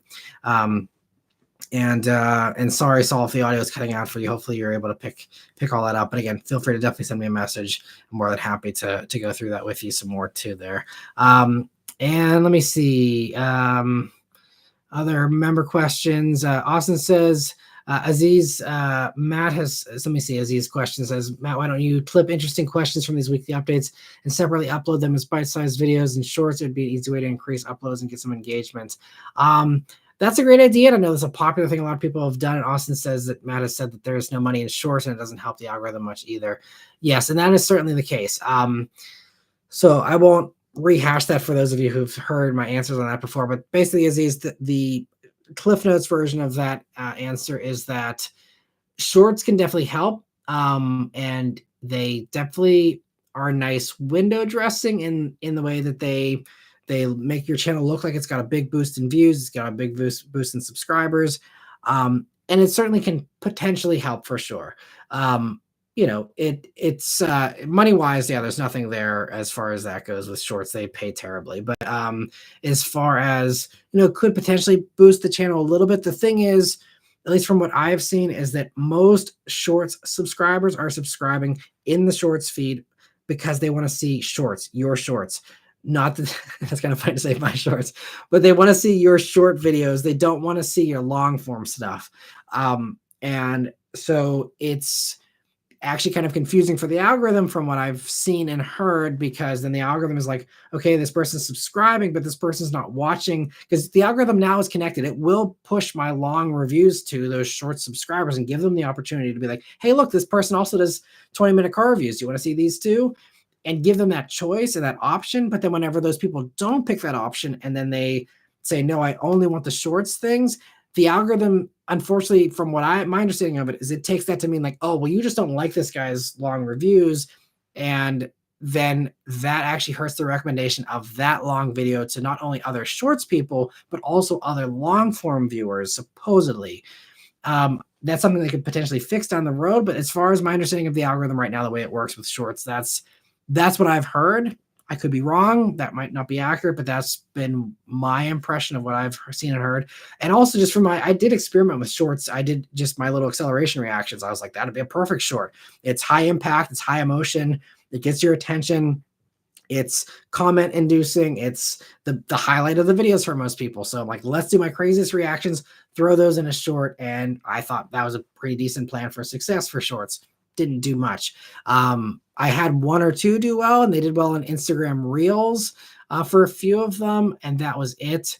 But even that, it seems like, people kind of got tired of that, and that was that, it just didn't do super well long term.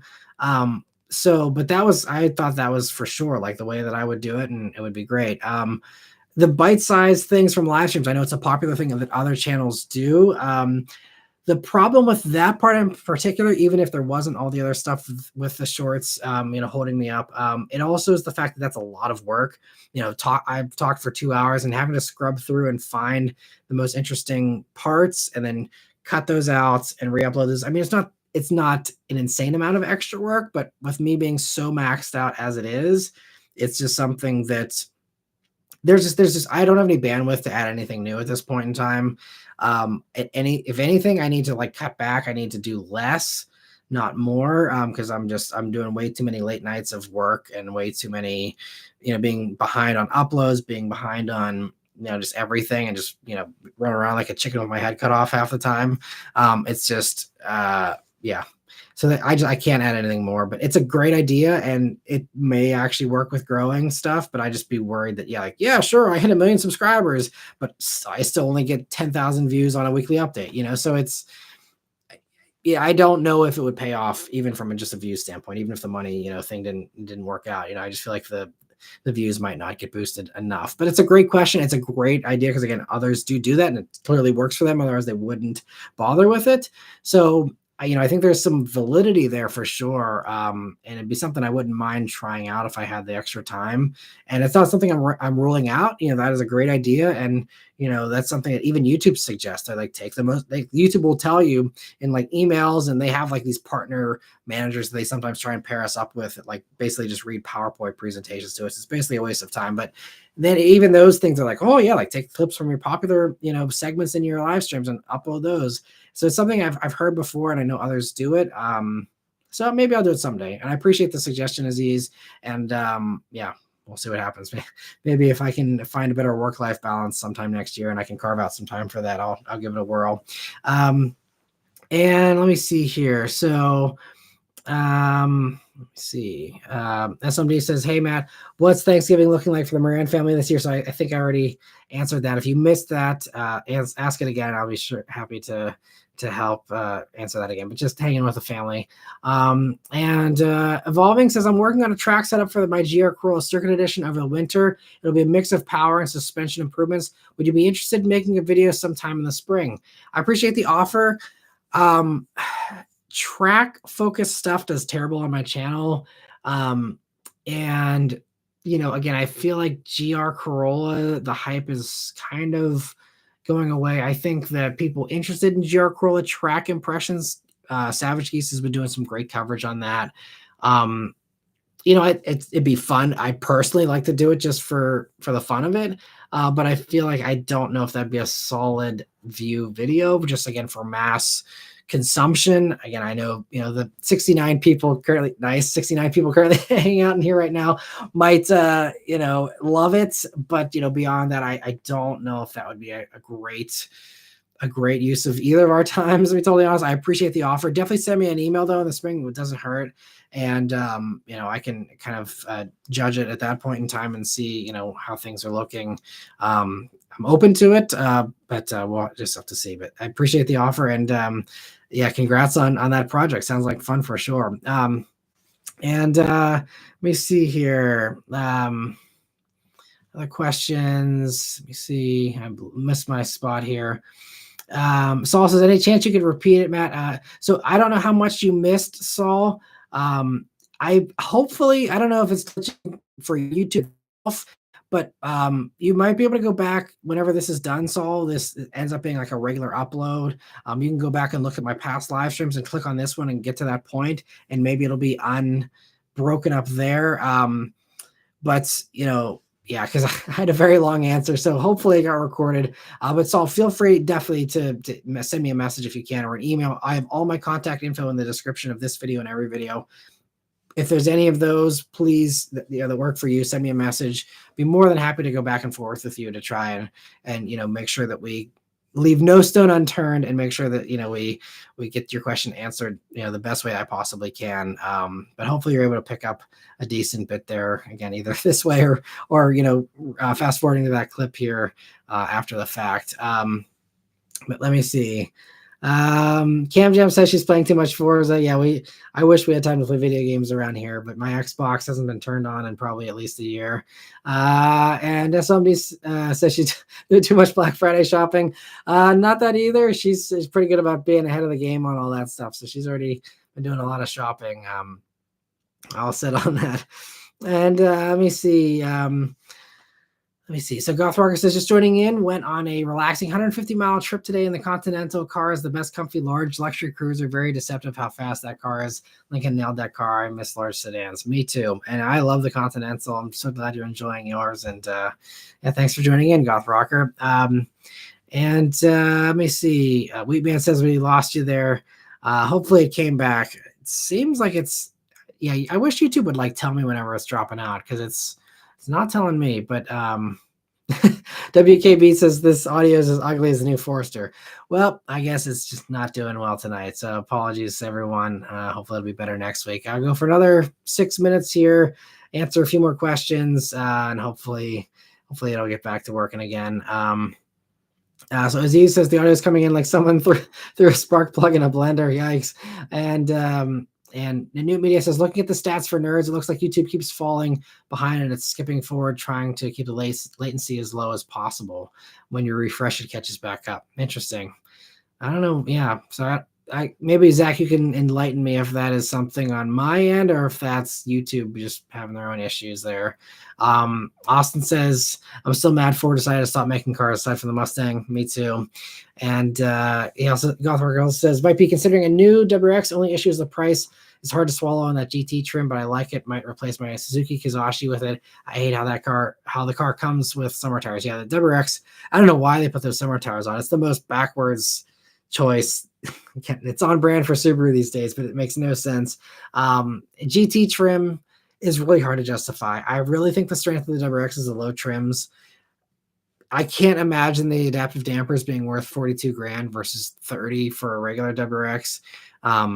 So I would say if you're going WRX, get as cheap of a one as you're willing to accept as far as interior niceties goes, and don't spend a bunch of money on a top trim personally. And Goth Rocker also says, thanks for doing the weekly news. Hope you keep the Friday tradition. I'll keep going with them as long as I can. I mean, this past week was a good illustration, though, that if it's just going to be EVs, people do not watch it. It's almost half the views of a regular weekly update, and it sucks.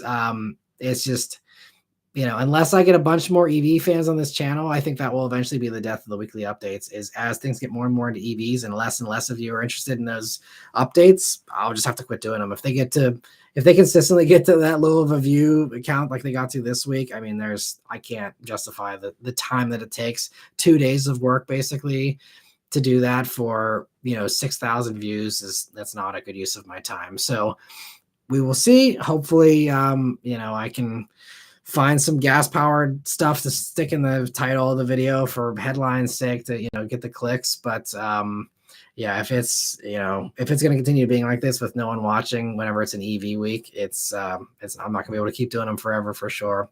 And Dave says, just rented a Chrysler 300S V6. I quite like it. Smooth to cruise on the highway, but smaller bumps are a bit rough. Yeah, it's just that suspension is not very sophisticated, so I can certainly see how it could be a little rough there over that stuff. But yeah, they're pretty good cruisers. I'm glad you're able to try one out there, Dave. Trend Car Guy says was behind in a Continental earlier. Still a good looking car, especially with all these ultra modern designs coming out these days. Definitely. SLD says only shorts. Yeah, that could be a fun thing. I guess that's kind of called TikTok, right? And Goth Rocker says also played with the idea of a certified used Kia Stinger for the same price as the WRX GT, but their charm about that WRX about the WRX that I can't explain. The Stinger is better value, but Kia dealers are bad. Yeah, I've heard Kia dealers aren't great either. I don't know how much space you need. Genesis G70s, same platform. Might be a better experience with a Genesis dealer. Potentially, I know they're probably not amazing either, but might be a little bit better. I've heard Kia dealers are bad. If you find a better one, or if you can find you don't really need to go to a Kia dealer. If you're buying, a used Stinger, buy a used certified one from a dealer and never see the dealer again. And just do your own maintenance elsewhere or, whatever. But I think the Stinger's a great car. I wouldn't let a bad dealer network hinder you if you like the Stinger. I personally, if you want my opinion, I'd rather have a Stinger or a Stinger GT, either one, over a WRX GT any day of the week. I've not driven the GT, but again, based on the other WRX I've driven, even with a manual, I'd rather have the auto Stinger personally. But then, especially when you factor in the CVT, if you're going for the GT version, the 8-speed in the Stinger is not amazing, but it's certainly better than a CVT. So I'd go Stinger for sure over WRX personally. And Dave says, have you ever reviewed a four-wheel drive Charger Challenger 300? I did a Challenger when those first came out. The GT version. I did that. I don't think I've done a four-wheel drive. Actually, yes, I did do a four-wheel drive Charger many years ago, the SXT trim. I think it was a 2016 potentially.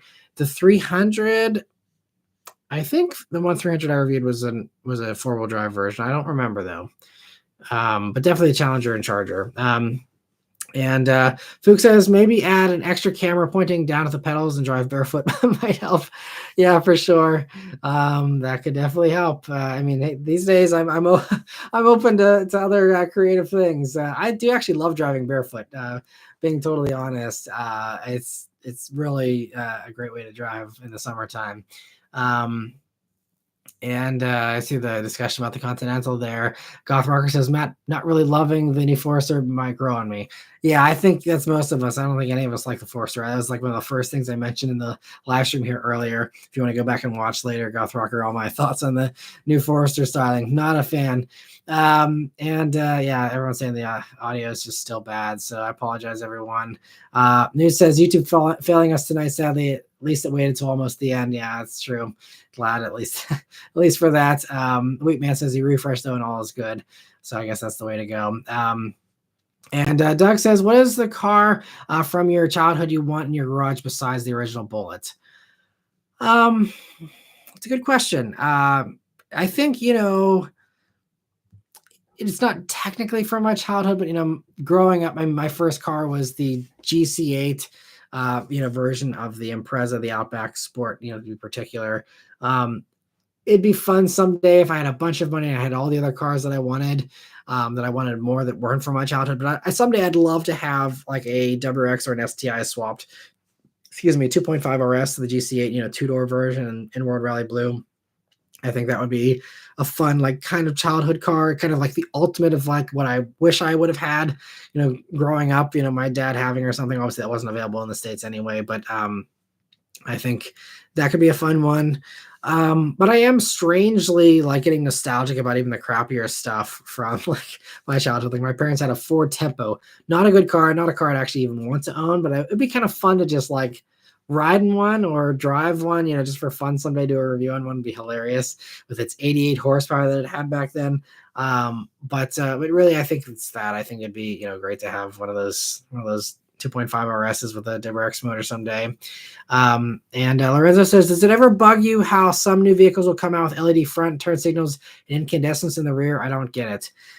Yeah, I agree with you there. And it's kind of funny. I didn't bother giving it airtime in my video, but the Crosstrek Wilderness has LED lights in the top of the tailgate, which is like a wilderness thing where they have like a light shining down on you, which is great if you're, on a trail at night and you're changing your boots or whatever. So they have LED lights in the tailgate, but then they have incandescent lights in the normal part of the hatch, in the back of the hatch there. So like Subaru didn't even bother to match the two lights. And it just looked, I guess if you're not like someone who's nitpicky about that stuff, it's whatever, it's lighting, who cares? But for me, it's just like, come on, guys, like these don't even match. Like, again, I hate to beat up on Subaru all the time, but like they're really some of the low hanging fruit as far as like just bizarre things. So anyway, yes, that is one of the things that bothers me, but I agree with you about the turn signals and all that, sometimes being mismatched too. Gothmarker says, Matt, the dampers on the WRX GT do make a huge difference. No joke. I drove it back to back. It does make a difference. PA roads are bad. Okay, well, I'm definitely open to reviewing one. Subaru just won't send me one. I don't know. They don't have very many in the press fleet either. But even when I think there was one in my fleet, and I still didn't get it for some reason. But regardless, yeah, I'm hoping to someday get my hands on one and try it out myself. But anyway, yeah, Brian and also say everyone saying a happy Thanksgiving. So yeah, I hope you all have a great Thanksgiving. And we have crossed over the 2-hour mark here. And Nathaniel says, "Hey Matt," and bye Matt. Thanks for joining in, Nathaniel. Definitely feel free to again go back and rewatch the rest of the stream if you want to catch up on everything else that you missed there, Nathaniel. But thanks for joining in, and Newt as well. Thanks so much for moderating here and for the advice there about the stream and all that too. I hope all of you have a great Thanksgiving here. And yeah, I think Trent Conger also says the same thing about his lights there. But yeah, so anyway, thank you all very much once again for watching the live stream. Sorry about the audio issues there, and hopefully it'll be better next time. But yeah, have a great holiday week here. Hope everyone has great time with family and friends and whoever you want to spend your Thanksgiving with. I hope it's a great time. And yeah, see you guys next week for the next live stream. And stay tuned for some more good content here this week coming up as well. I'll be putting out my usual amount of videos here. No time off for me. I'll be putting out the videos like I usually do. So stay tuned for some great stuff here this week. But anyway, thank you all very much for hanging out and joining in here on this Sunday night. I'll see you guys on the next one. Take care.